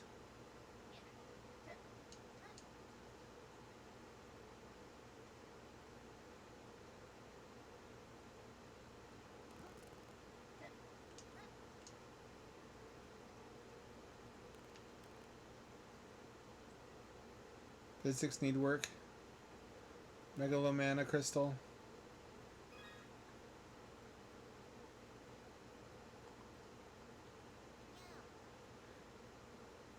That was from the OG games, I believe. What the fuck? That kills you?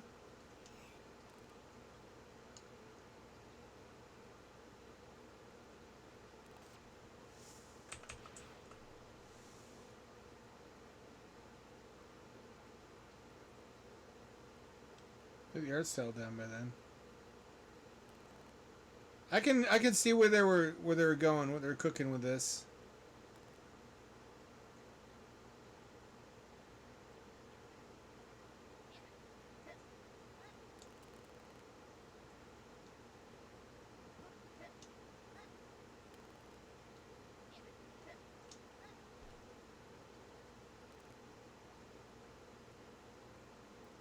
Oh shit.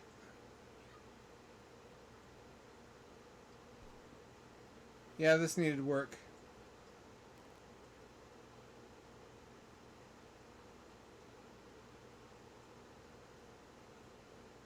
The idea was there, though. I definitely see what they're going for.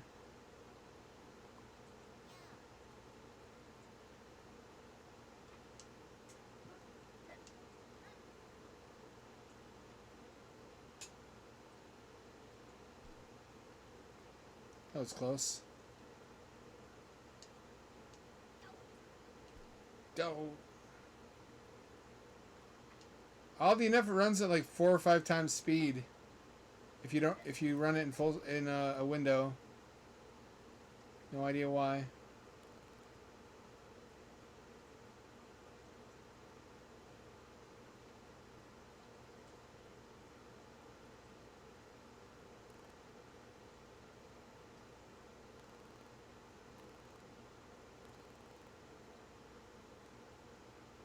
Is that the machine over there?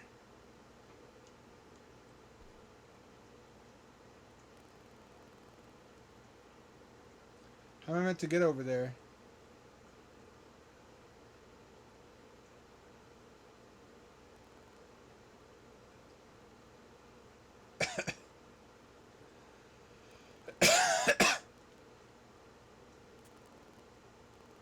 So it's incomplete, but it's also as complete as it's ever gonna be.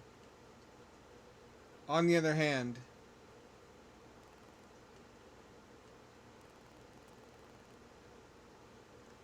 it's like the DNF Resurrection Project. I haven't checked in on that. I wonder how far along they are.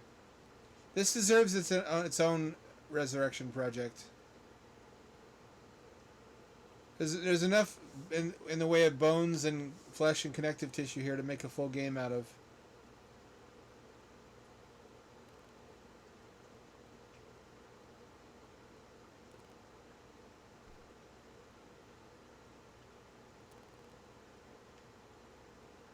And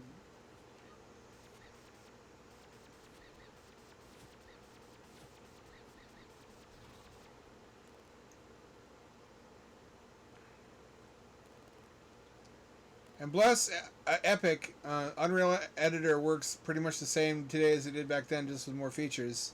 So anyone who has experience editing in Unreal could make levels for this.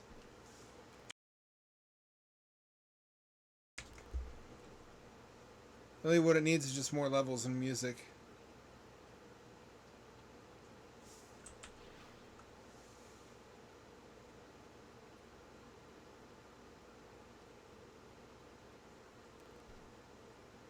So a lot of this was broken originally. This is the patched version. This is the community patch that fixes stuff.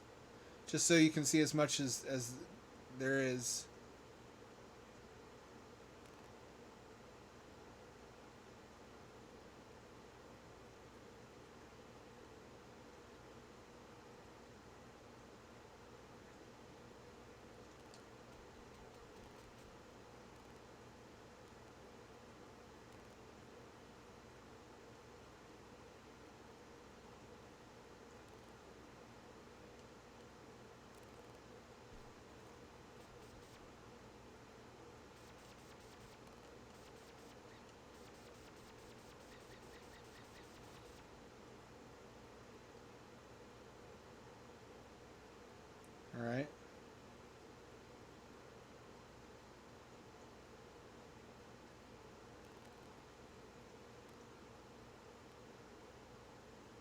push that.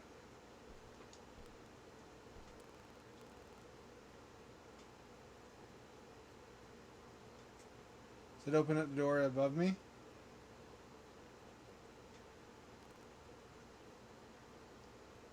This would have been cool to have. I wish this got finished.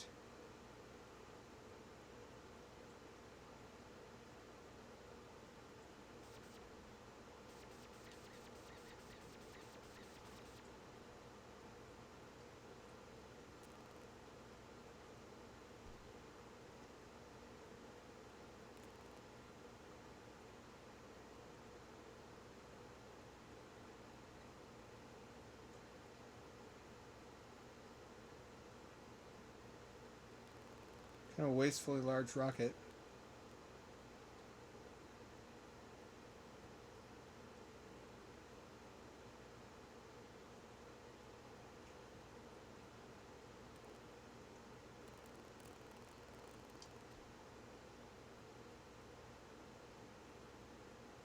I don't see anything I haven't done.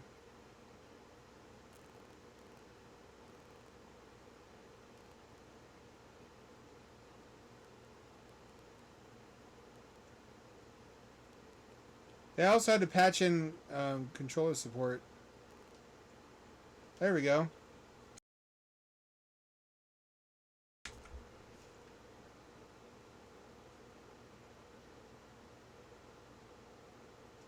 There we go. There we go.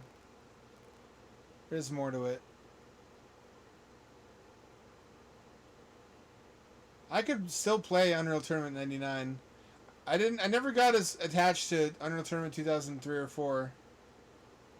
I liked it a lot when it was new. I was really impressed with it, but the one that captures my heart is 99, just because the simplicity of the level geometry and the vibrant colors makes it very easy to play and easy to see what you're shooting at.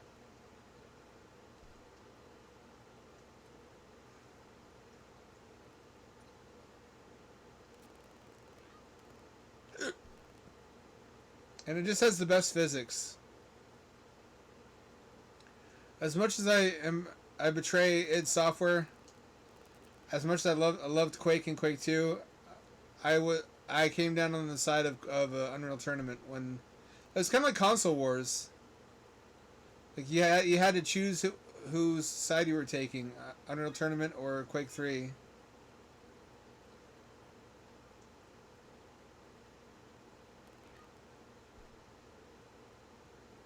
I was an Unreal Tournament guy.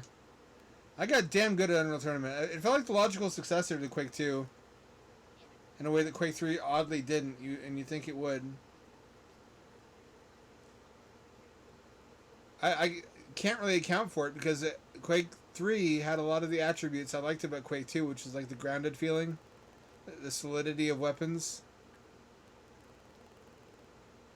Part of it was just mutators and instagib. I liked the engine. I liked how the engine looked. I liked how everything felt. Some engines just feel like home, like the source engine. For a lot of people, it feels like home because that's what they edited in.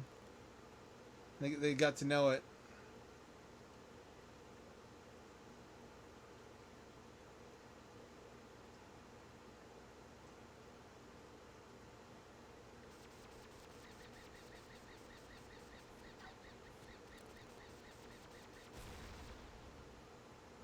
He gave it his best shot, and he hurt me quite badly, in fact.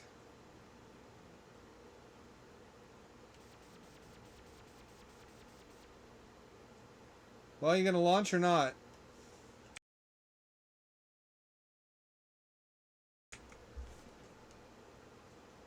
That's the payoff? I guess they never finished this section.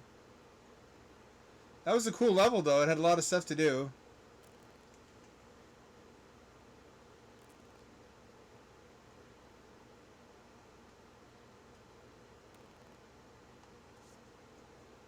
I want to show a couple more levels, so I'm going to go over time.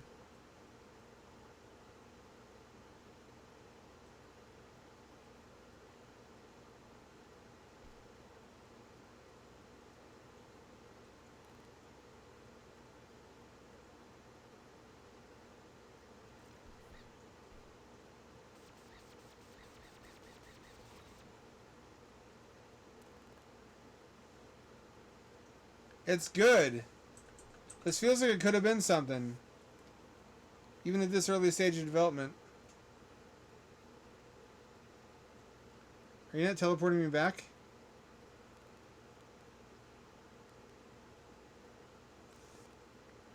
Or hang on.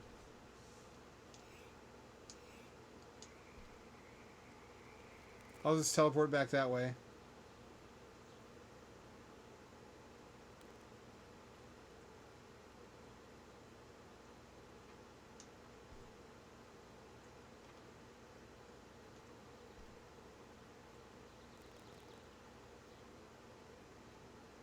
Now, you know what?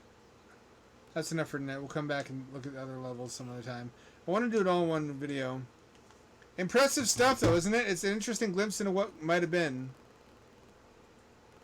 And between now and next time, I'll look up some guides on how to get those last couple eggs in Cavern of Dreams so I don't waste more of our time. Our precious minutes of life.